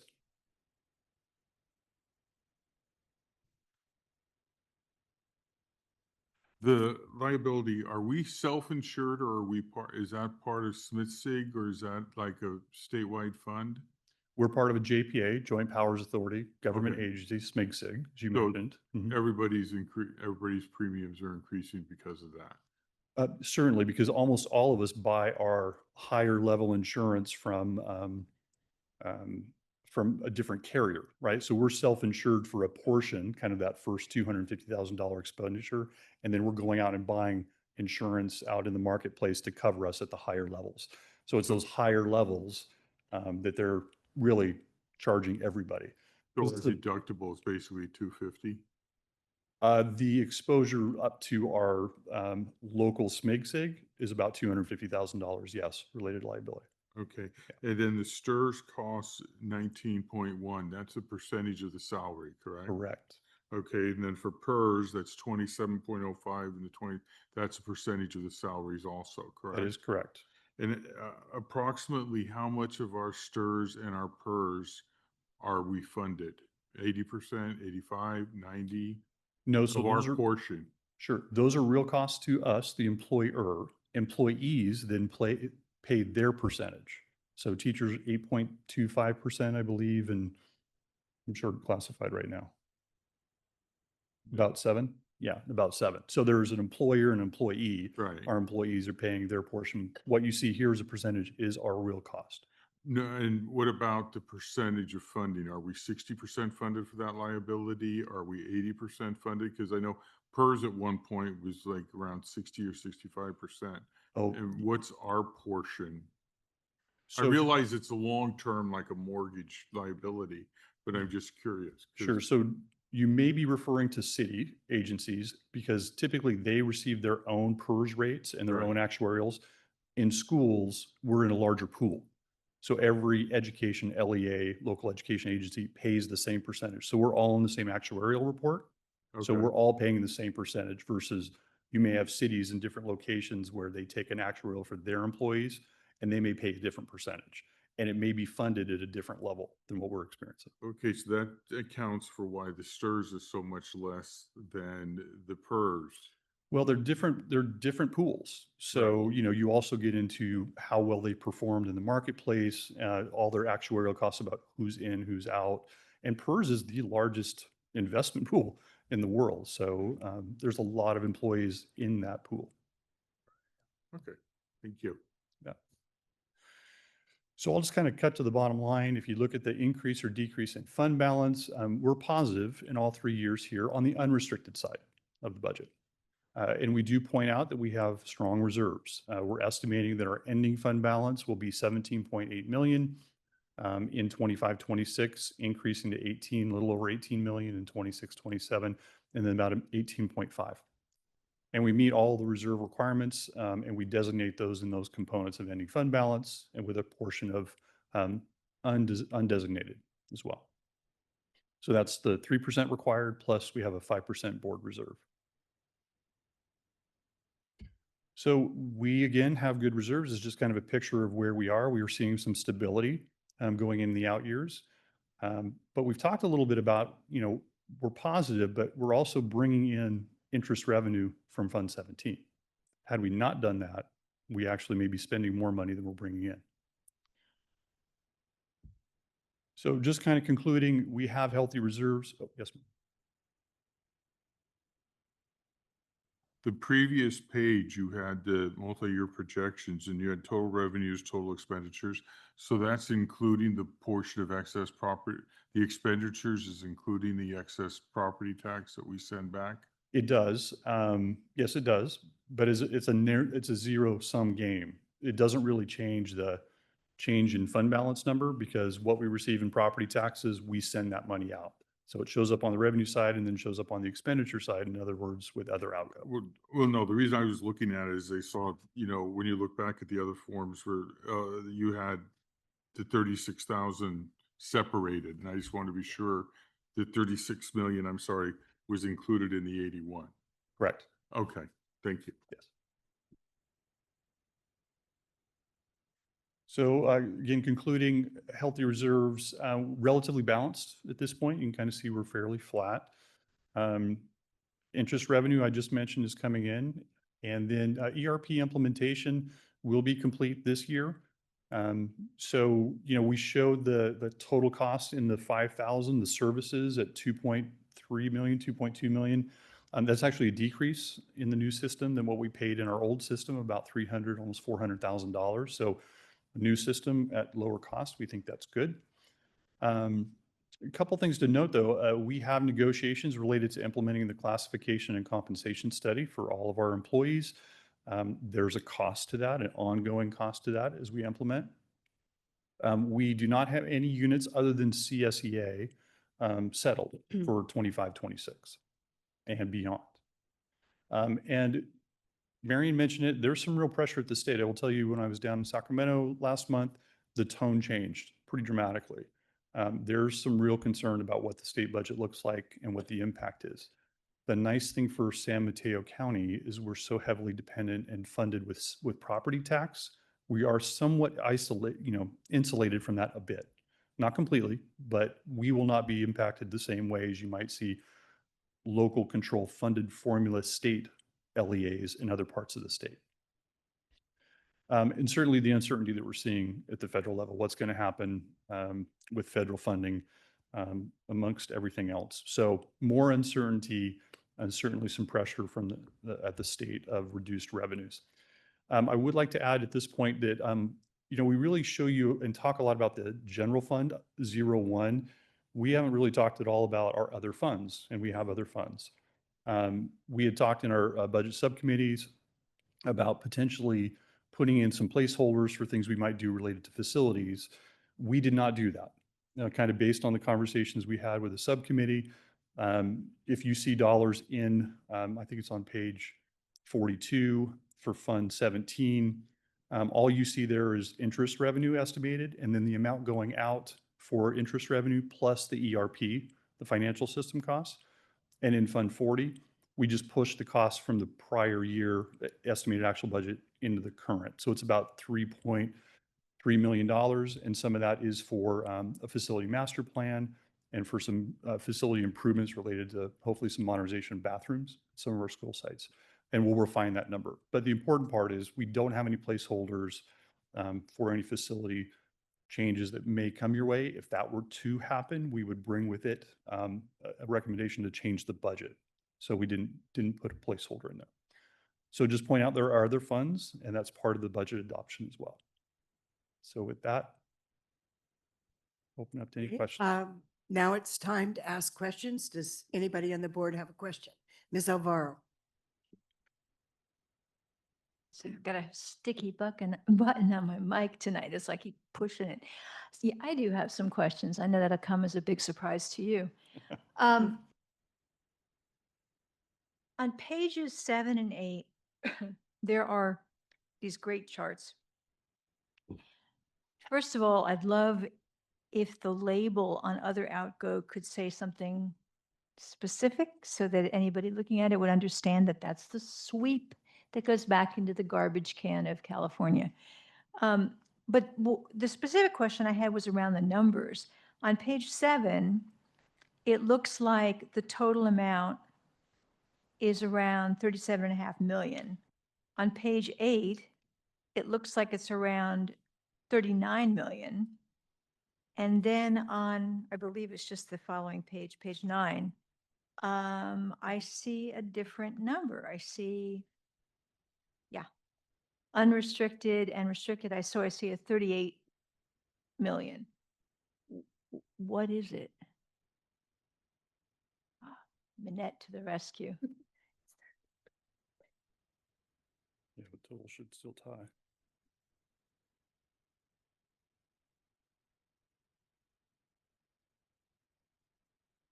Mhm. So I'm trying to see, you're mentioning 30 I'm looking at the expenditures. So the other outgo at 37 million, is that what you're, oh, and then other outgo at 38? Yeah, on page 7. Yep, got it. Yeah, it's 37.5, 37.6 approximately. Right, And then on page 8, it's 38.9. yeah. So I'm confused. what we have is that if you look at the total expenditures at 117 million, so the totals tie. So we're breaking up the expenditures in one by object code purely, and the second one is by function code. So it's pulling in a different number related to the function. So, you know, functions are, whether it's instruction related, pupil services, it's actually just a breakdown differently. A majority of that number on the function is related to the excess property tax, but there's some additional expenditures with that function code. Oh, so there's a couple of other things in that same category. Yes, Okay, exactly. that I was unclear about. Thank Yep. you. And then on our Fund 17, interest revenue, is this all of the interest that we have on everything that we do? No. So each fund earns interest. General fund actually earns interest as well.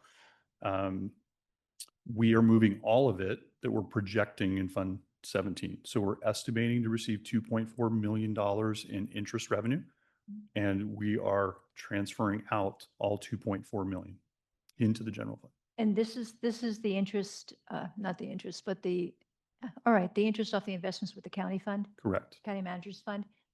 Do we still have a separate fund that was from Lomamar Timber? My understanding is that was put in Fund 17. It was all It's- Yep, rolled it's together. all in that Fund 17 as a portion of. Yeah. Okay, Yep. thank you. Thank you. I'm done. Are there any other questions? Ms. Benini?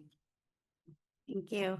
I have a couple. Let's see. First one is when I'm looking at slide number 6, when you say what you're using for the countywide ADA.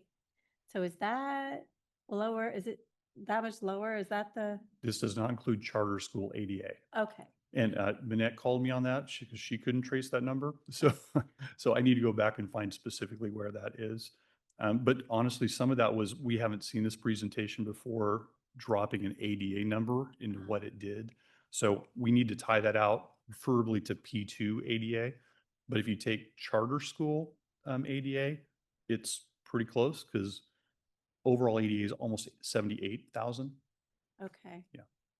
Yeah, I was just asking because in like 2020, right, it was 94 around. And then in the last time I saw the number, it was around 85. So Yeah. I just, and then 72, but maybe 78. But yeah, it's just getting lower. Okay, thank you for that. My next question, I was just curious, I think that's my next question. I'm curious about the Fund 12, the increase. It's like a 60% increase in the early learning, which sounds great because we love early learning, but do we know what that is? Or why it's such a big increase, seemingly? Yeah, there were some positions that were formally funded through Fund 12 itself, but there were some increased costs that were not being covered under those grants.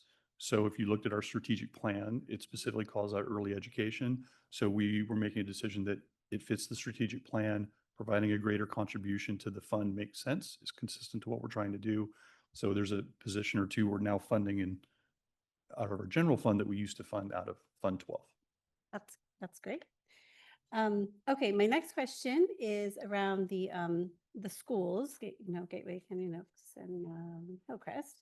So we see these numbers, and I know there's like some cost neutrality in there.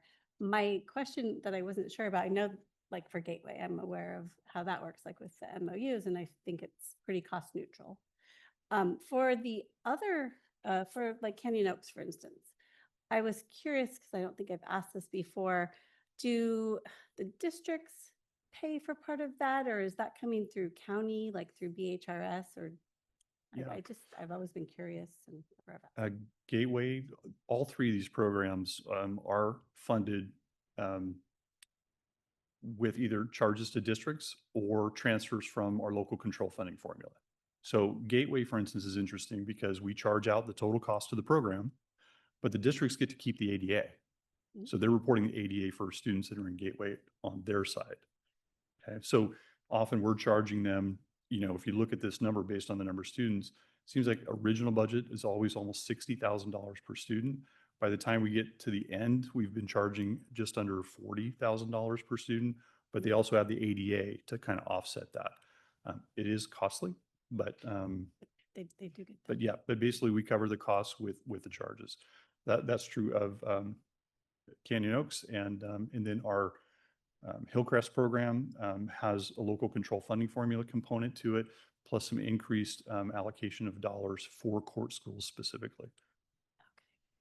Okay, thanks. And then I just have one more question. I know there's this note in the conclusions around the ongoing implementation of the class and comp study. So that's still not final, but so a couple questions I have. One is it accurate that most of the class and comp increases are part of that interest? Or that's where it's being pulled from or used, I guess, the interest from Fund 17, or is it just coming from general fund? That was my way to find a revenue source to pay for that ongoing. And that is one challenge that we've had. We've talked about this before. We have very high balances in our Fund 17, and we don't want to keep adding to it. And so in some ways, looking for ways to operationalize those balances because it is driving interest revenue, and then pulling that in to help us afford the class and comp. We have negotiated the classification and compensation study implementation for our Unit 158 for all of our classified paraprofessionals. We're in negotiations with our 887 group right now. We think we're getting closer. And then we're waiting for the results for our teachers group and then our certificated management group as well. We are very fortunate with the budget that we have that we are able to even talk about implementing a class and compensation study, what appears to be with over 2, maybe 3 years. My experience with classification comp study is 5 to 10 years to implement, and painful because the longer it takes to implement, the older that data gets. So we're very fortunate to be able to engage in very real conversations about how to implement. Okay. Those are all my questions. Thank you so much. Are there any other questions? Ms. Alvaro?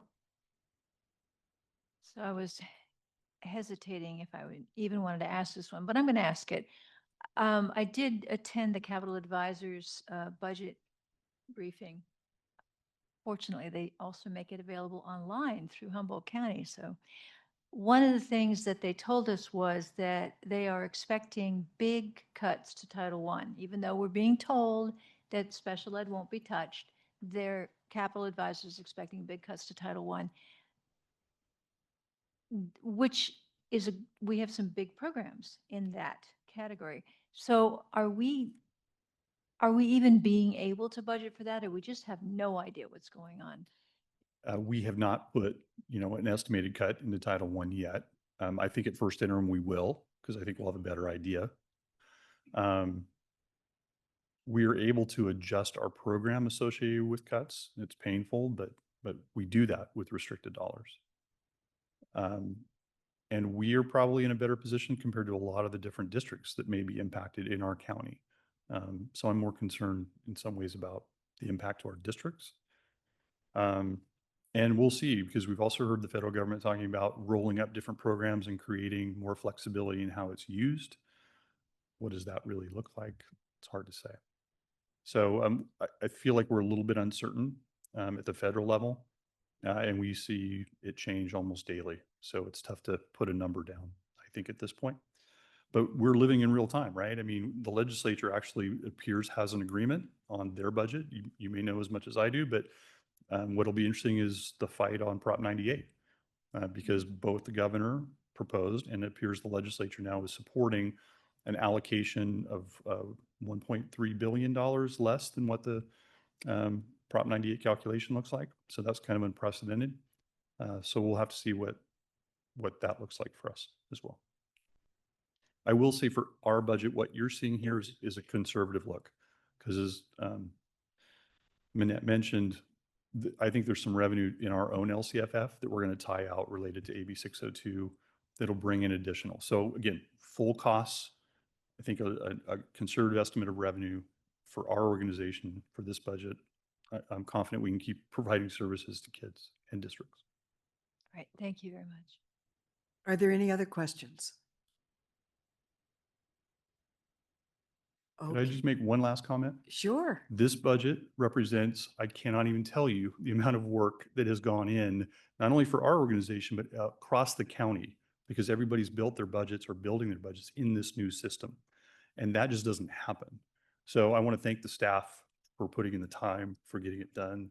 You did an amazing job. So Well, we want to recognize you and the staff as well. I can't tell you how lovely it is to look at a budget you can understand and understand all those numbers, especially for a not numbers person like me. So thank you so much for all the work you do to make it easier for us. And Vice President Gerard, Trustee Love has her hand raised. Oh, Questions? I looked, I didn't see it raised. I apologize. Trustee Love? Thank you. I had a quick question, and it's just, this one might just be kind of silly. I was wondering what the code 7300 is. That's the outgo for Canyon Oaks and Gateway, but not Hillcrest. 7,300 is indirect costs. Oh, So those are costs that we charge in our restricted programs for, in essence, overhead. It pays for accounting, it pays for technology support. It's like if you're running a business, the amount of overhead that it would cost you, that's what that is. And for any LEA, that is one of the ways the state has allowed us to be financially solvent, is to charge indirect cost rates. So that's what it is. oh, okay. And there just don't happen to be any for Hillcrest. Was my question. Okay. Then the other question, and you kind of touched on this, was how the budget advances the strategic goals from the strategic plan for the upcoming year and years. And you mentioned early learning as a priority that was kind of coming out of the strategic plan, and that's what's funded in the increase in Fund 12. Is there anything else that you can kind of point out? I mean, I think these are good things, like the example you gave, to share with the public, staff, about how we're implementing the plan and making budget decisions that are driven by that plan. Yeah, I will say I haven't done a great job yet of coming up with a process of taking the strategic plan and allocating our entire resources solely based on that plan. We tend to use historical budgeting as the baseline. This is the program we ran last year. This is the program we're going to run next year. We're trying to implement the strategic plan in places, but I know one of the goals through our equity team conversations we already had is how do we really talk about allocating our resources in a real way that are more directly tied to the strategic plan. We think this new financial system with some of the flexibility in the standardized accounting code structure will help us to potentially do that. But we're working on it, I guess is my answer to that. We're working on it. Okay, thanks. It's just one of those, it's nice to call out that the budget just isn't kind of capturing what we're already doing. It is actually representing really strategic shifts in direction. But thanks. That's it. Okay, thank you. Are there any questions from the public? We have no questions from the public. Okay, thank you very much. There is no action to take on this item. For item 7B, the public hearing on San Mateo County Office of Education's 2025-2026 proposed budget is now open. Would anyone like to speak on this issue? The hearing is now closed.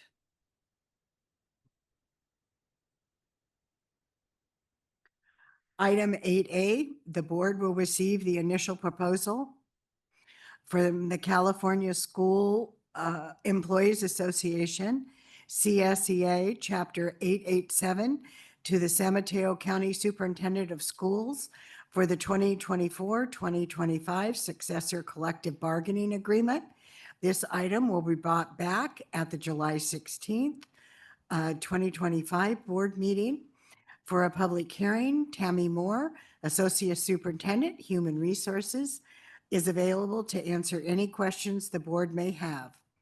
Associate Superintendent Moore. Good evening, Board or Vice President Gerard, members of the board, and Superintendent McGee. You have before you the initial proposal from CSEA Chapter 887 to the San Mateo County Superintendent of Schools for the 2024-2025 Successor Collective Bargaining Agreement, and I am available to answer any questions you may have. Are there any questions or comments from anyone from the board? Are there any public comments? No public comment. Okay, there is no action to take on this item. Thank you. Item 8B, the board will receive the employer's initial proposal from the San Mateo County Superintendent of Schools to California School Employees Association, CSEA, Chapter 887, for the 24-25 Successor Collective Bargaining Agreement. This item will be brought back at the July 16th, 2025 board meeting for a public hearing. Tammy Moore, Associate Superintendent, Human Resources, is available to answer any questions the board may have. Associate Superintendent Moore. You also have before you the initial proposal from San Mateo County Superintendent of Schools to California School Employees Association, Chapter 887, for the 2024-2025 Successor Collective Bargaining Agreement, and I am available to answer any questions you may have. Are there any questions or comments from the board? Are there any comments from the public? No comments. Thank you. There is no action to take on this item.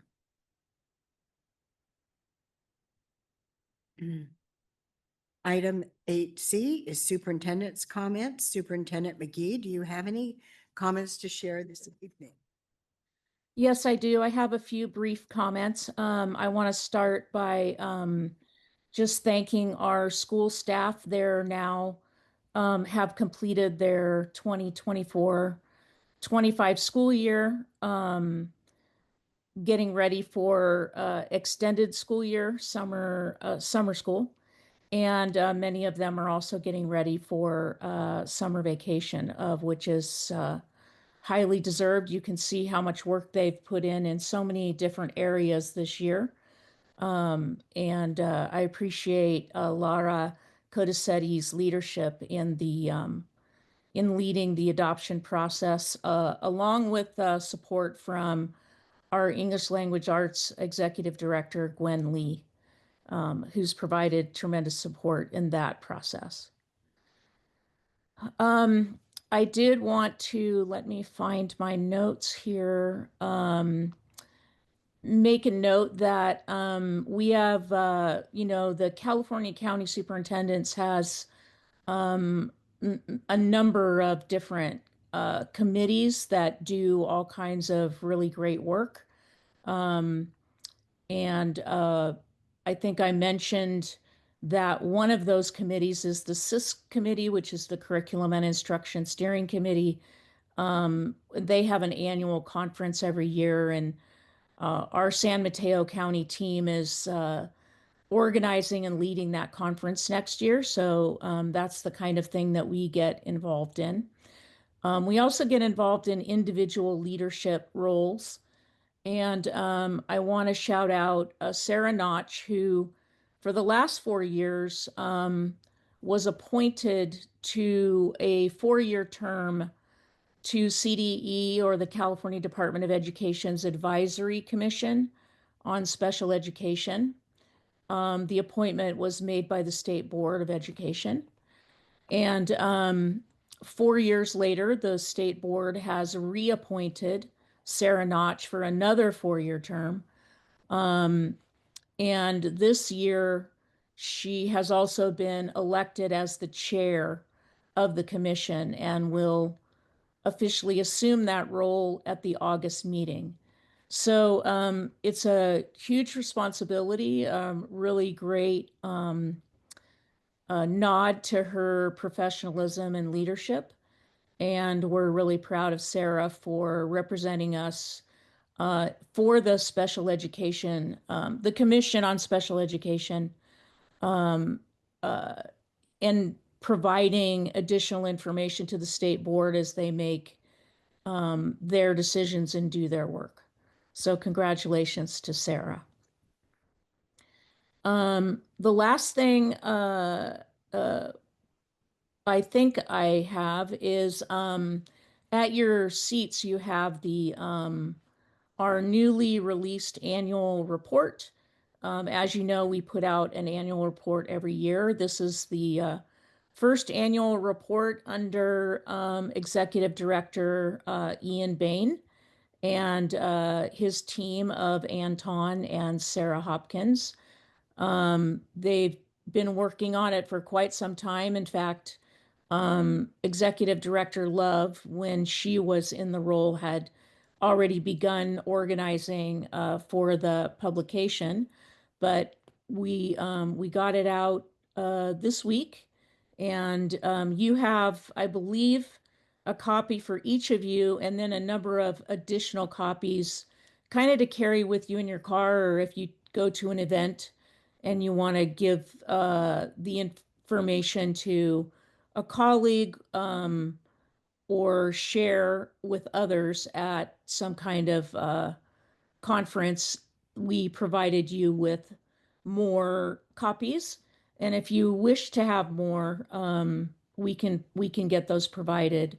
We're really proud of it. It's a fun design, lots of great information, and one page that's always really very popular in the county is the very last page of the report, which shows all the revenue that each of our 23 districts brings in through either their LCFF, their property tax, their education foundations, grants, et cetera, other ways of providing revenue for student programming. And you can see that this is where the equity gap really shows up in San Mateo County. When you look at that last page, I believe Burlingame is funded at about $8,000 per student. And we go down to the bottom of the list in Portola Valley, which is $33,000 per student. So that's a huge financial gap that's funding the education of our students in the county, which is one reason why we're really tackling this school funding conversation. So that's definitely something that people have interest in our annual report. One more thing about the annual report is that we, under Executive Director Bain's leadership, we created a video about who are we at San Mateo County Office of Education. And it's embedded into the report as a, what's it called when you have that scanner square? Anyway, my brain loses words all the time these days, but the little square that's in there with the hatch marks, you can scan that and it takes you to the link where the video lives. And I have, I believe, talked to the communications team and our IT team into showing it to you tonight. So now would be the time to bring that up on the screen. If we have Zach and Leo in the room or somebody who can do that for us.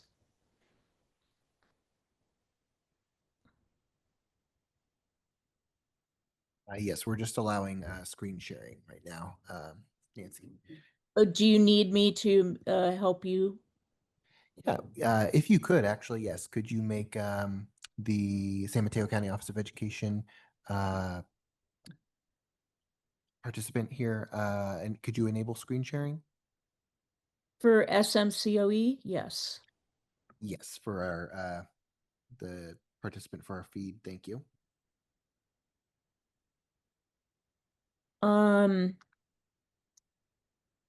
So it looks like I'm not able to. Are you guys? Yes, we just enabled it, so Okay. going to show the video now. Okay.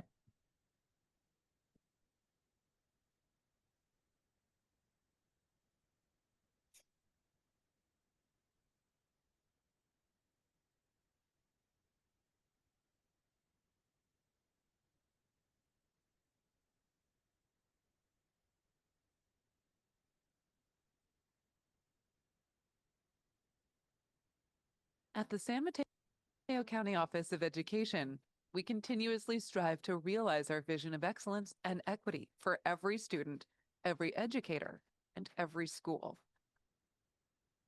Our mission is to inspire students, invest in educators, invigorate leaders, and involve families and communities.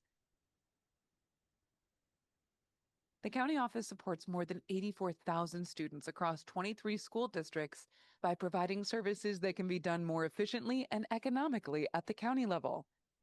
These include instructional and technical support, college and career readiness programs, and development of the education workforce. The county office oversees district budgets and approves each district's local accountability plans for how they will meet student needs. We also run programs for students with significant disabilities, alternative instruction for learners in the juvenile court system, and an inclusive state preschool. A leader in environmental literacy, we deliver innovative, high-impact lessons that empower educators and inspire students to address real-world sustainability challenges. We support schools in creating cleaner, greener campuses and lead by example with major sustainable upgrades to our own facilities. We are deeply committed to safe and supportive school communities and place mental health and well-being at the forefront of our services.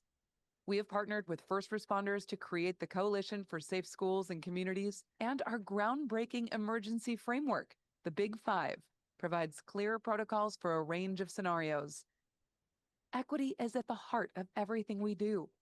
We foster a culture of continuous learning and support students in ways that are authentic and understanding of their journeys.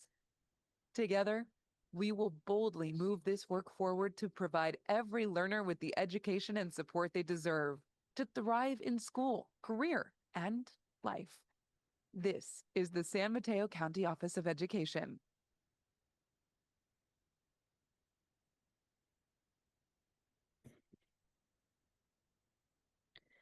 Thank you so much for making that happen, Zach. And please make a note to acknowledge our Lots of texture happening, dimensions. our communications team for the great work they've done on the annual report, including this really great video. So with that, I just want to wish Hector, our new executive director, Equity, Social Justice, and Inclusion, Hector Camacho, a happy birthday on June 19th. And with that, that concludes my comments. Thank you very much. And thank you for the video. It was really great. Thank you. Item 9A, the board will move to closed session to hear inter-district attendance appeal 25-4 I-88-25-4 filed on behalf of a student currently residing in the Hayward Unified School District, but requesting to attend school in the Menlo Park City School District. Before we begin, are there any comments from the public? Upon conclusion of the IAA, the board will return to open session to report out any actions taken in closed session.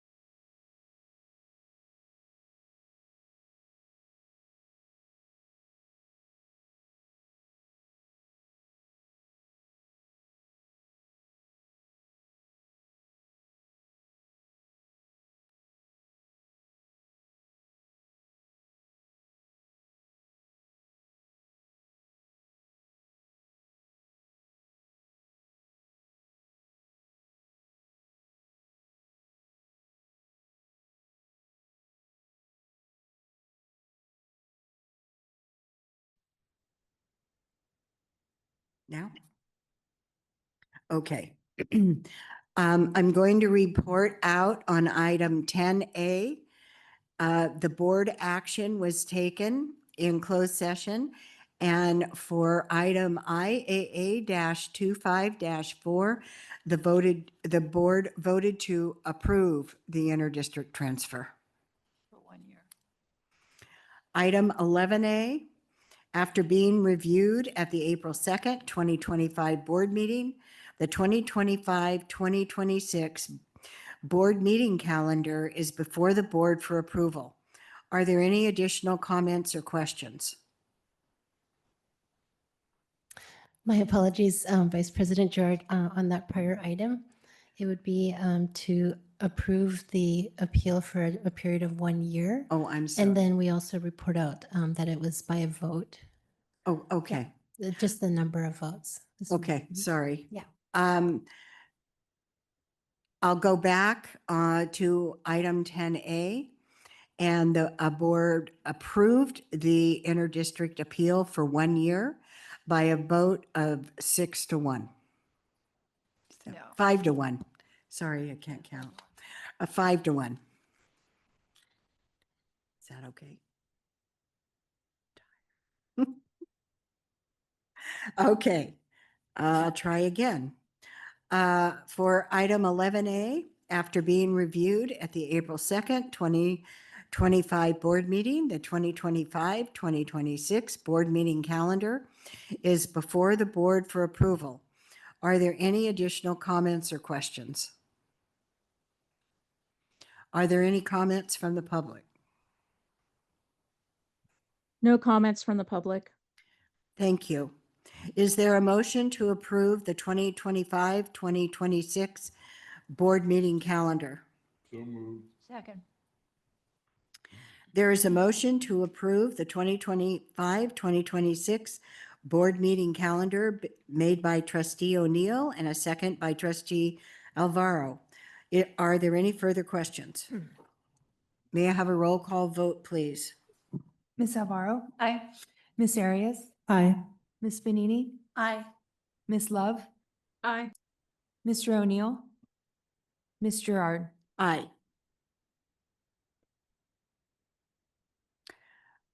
The motion has passed by a unanimous vote. Item 11C, the board will discuss and act on the extension of Youth Commission Liaison Bethany Zhao's term through August 2025. Deputy County Attorney Cho? Chow.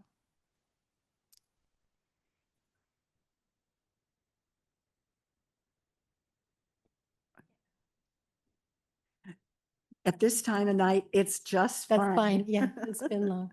Well, good evening, Vice President Gerard, members of the board, and Superintendent McGee. If you recall, about a month ago, we examined the question of student trustees who serve on the County Board of Education, and we walked through our board bylaw 9150 and Education Code Section 1000 that pertains to student trustees. And I know we have our Youth Commission liaison, Bethany Zhao. She's joining us online. And the question was whether or not she could extend her term. Currently, it is scheduled to expire June 30th. And I think the request was that she wanted to continue serving through the summer. When we looked at the board bylaw and the Ed Code section, it states that the term of student trustees to the county board is for 1 year. It goes from July 1st to June 30th. And the board may adjust the term only in cases where a vacancy occurs or to provide more pupils with an opportunity to serve on the County Board of Education. So that's what's stated in our board bylaw and in the Ed Code. Bethany, interestingly, was appointed to her role prior to the adoption of our board bylaw. And that was with the procedure involving the San Mateo County Youth Commission. So that's why she is called a Youth Commission liaison and not necessarily a student trustee, but the role is similar. I've gone back and taken a look at the historical documents around the appointment of Youth Commission liaisons, and those documents also say that the term is for 1 year. I think with Bethany, unfortunately, this was maybe predating my time. She was able to serve on the board for 2 years, and we're so thankful for that service. But taking a look at all of the guidance documents around when the term expires, really, unless it's for a situation where we have multiple students who want to serve, or we have a student who was serving and then left, there isn't a lot of wiggle room around extensions, but happy to address any questions that the board might have. Are there any questions from the board? Are you saying we can or cannot do? It's I'm saying that the ed code and our board bylaw unfortunately don't have, and I actually wanted to make this comment to Bethany because she is listening. It is so commendable that she wishes to continue to serve. I do want to acknowledge that. But the way that our current bylaw and the education code is written, it doesn't appear that this type of situation is one where the board can extend the term, but yeah. Ms. Benine. So as you said, the bylaw really doesn't, it discusses a board, a student trustee, not a liaison from the commission. And then there is also some other document, which I've never actually read it. Yeah, so- That talks about the, sorry, I didn't finish my question. Talks about the appointment or the process with the youth commission. So I don't know if, not the bylaw, but that document, are you saying that also says there's no It's- opportunity? Because we've already done it, so there's. Yeah, so it's silent as to extensions. All it says there is that youth commission liaison shall serve for a term of 1 year. Yeah, And so, yeah. So I would say, that my opinion would be that since we have extended it for 1 year already, and we won't have a new commissioner, youth commissioner, until probably sometime in the fall after, if we do that process, or if we do our own process through a board trustee, I would say we only have one more meeting that, or 2 more meetings, right? Well, one past the deadline that logically, or 1 or 2 that Bethany would be able to attend. I would be in favor of extending it. And if the board for were 2 to meetings. select and appoint another student trustee at some point in the summer, there's nothing saying that you can't have more than one. Certainly, the ed code encourages as many students to get involved as are interested and as possible. So the board has the discretion to have multiple on if they'd like, but yeah.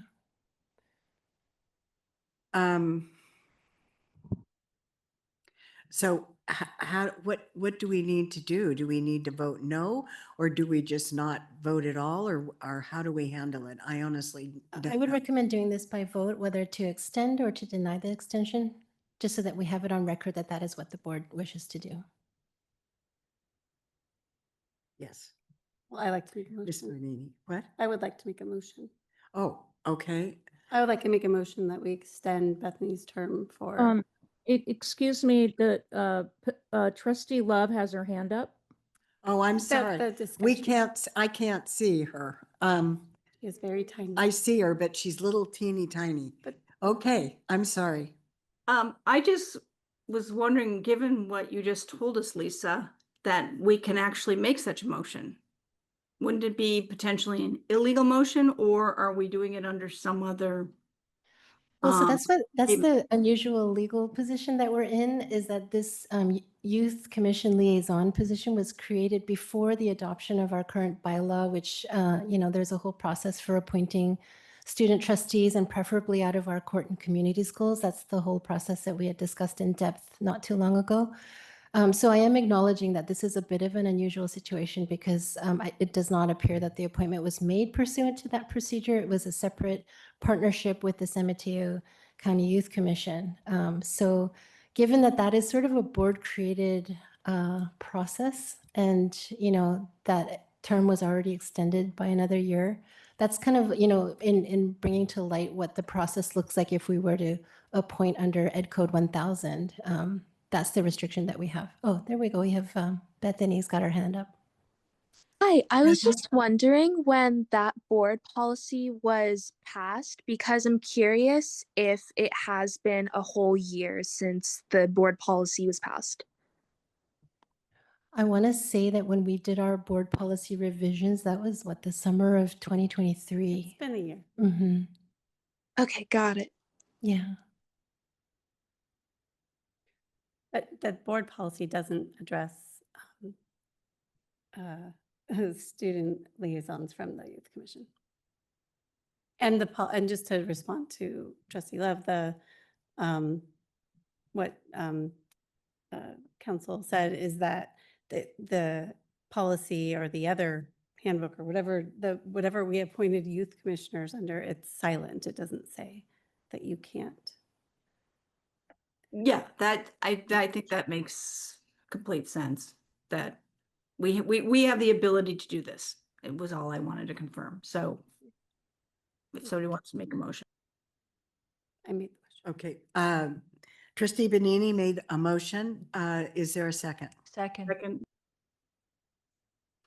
Okay, a motion has been made by Trustee Bonini and seconded by Trustee Alvaro to extend Youth Commission Liaison Bethany Zhao's term through August 2025. Are there any more comments or questions from the board? Are there any comments from the public? May I have a roll call vote, please? Ms. Alvaro? Aye. Ms. Arias? Aye. Ms. Benini? Aye. Ms. Love? Aye. Mr. O'Neill? Ms. Gerard? Aye. The motion passes with a unanimous vote, and the board has voted to extend the Youth Commission Liaison Bethany Zhao's term through August 2025.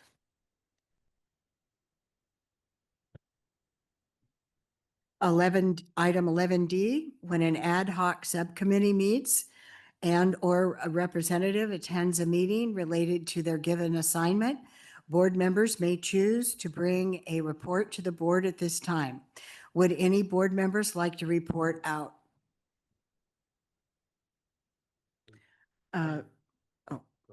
Ms. Benini?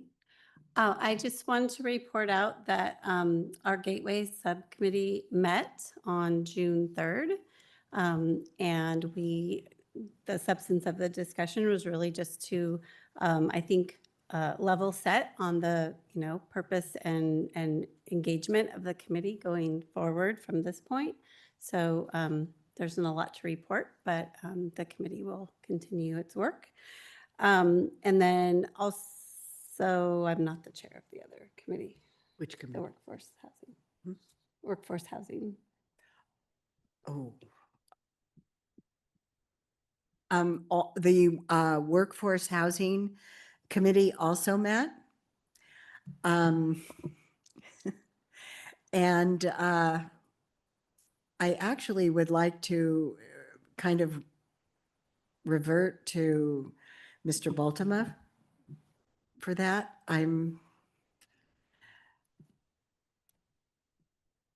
Is Mr. Baltima there? Yes, he is. Okay. June 4th, June 6th. So I believe the subcommittee met with Marco Chavez and myself present as well, and we actually looked at a potential property. So the question really before the subcommittee, the board, and the superintendent is, do you want to continue to move forward in evaluating this property? And if that's the case, then we would be on a fairly short timeline. So we would probably want to talk about whether we actually scheduled another board meeting as early as next week, Monday or Tuesday. So I'll leave that back to the subcommittee about your feelings towards the building itself, and as if you feel like it warrants us moving forward so that the full board can have a discussion. And it would be related to negotiations, so I believe it could be done with a closed session. Thank you very much. Are there any other committees that would like to report out? I would just like.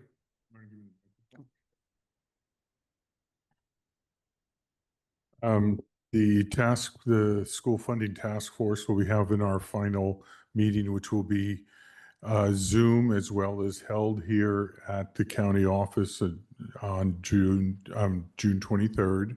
We've had 2 meetings already, and I think we've had, I don't know, maybe a total of 9 to 10 districts attend in total between the 2 of them, between all of them. And so the final meeting, and then at that point, we will be deciding how we move forward, the report or the format of the document or whatever will be done. So that's that.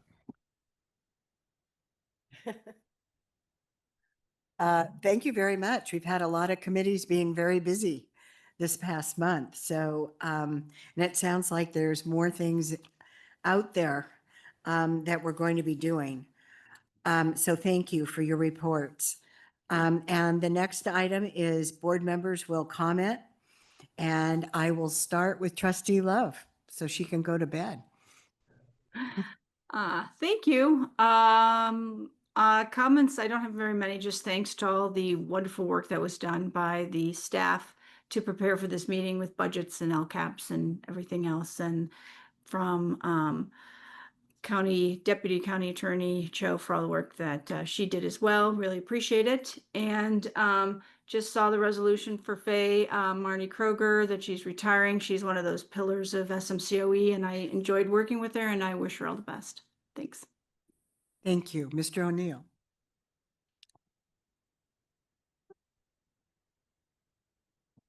Given all everything we know what's happening outside, I was hoping to see if we could put on the next agenda an item that this board votes to support the Bill of Rights in the Constitution, just so we go on record.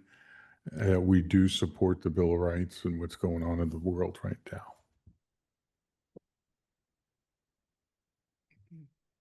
Thank you. Ms. Alvaro? Really quickly, I was able to attend, along with a whole lot of the rest of you, the Gateway Canyon Oaks graduation. There were only 4 kids graduating, but we were very proud of them, and they had a very loud audience that was really excited for them, so that it was really wonderful to see them all. And then I just want to thank Capital Advisors one more time, because I was able to attend their Zoom conference, which was sponsored by Humboldt County again. And they do such a great job of, Barrett Snyder was running the show, such a great job of not just helping us understand what the current budget is, which is tough enough, but looking at trends, looking at what ifs. If this happens, then this is what it's going to mean. And I just find their work really valuable. So I just wanted to thank them for that. That's all I have. Thank you. Ms. Arias. Thank you. First of all, I really want to appreciate all the presentations today. I can only imagine all the work behind it, and it was very helpful to understand it better as a new trustee. I have also attended the Gateway, Hillcrest, and Palos Verdes graduation. It was all a humbling experience.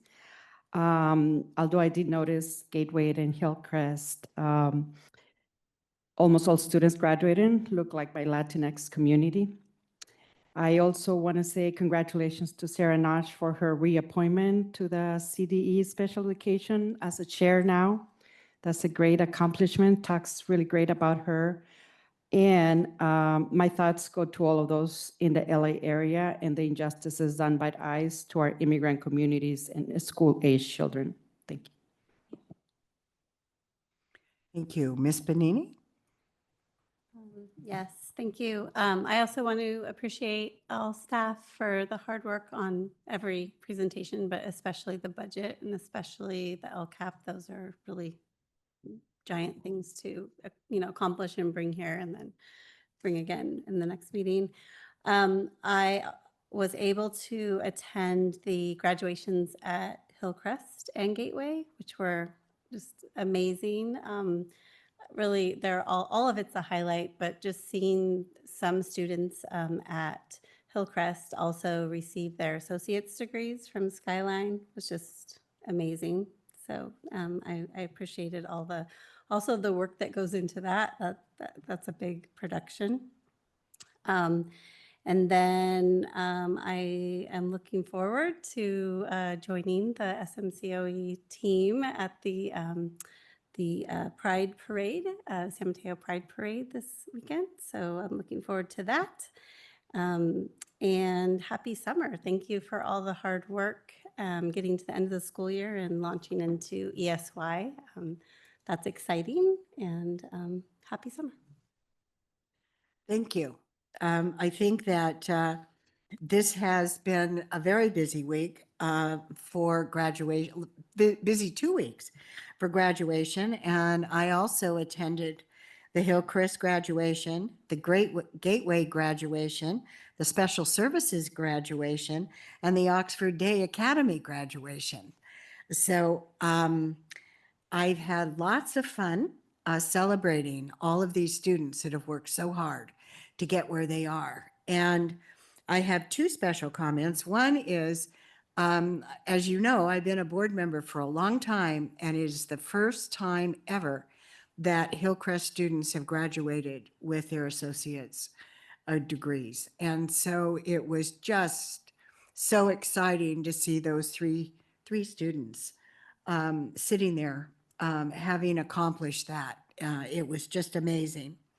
And the Oxford Day Academy graduation, I felt like the speeches this year were some of the best speeches that I've heard. I've been to several of their graduations as well. And they were very, very thoughtful and very heartfelt. And I thought they were excellent.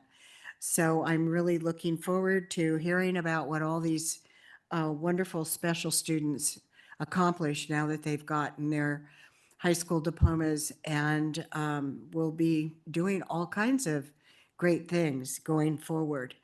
And with that, the next regular meeting will take place on Wednesday, June 25th, 2025 at 7 p.m. And this meeting is adjourned. Take care, Patricia. Thank you. Good night, everyone. Good night. Night. Good night.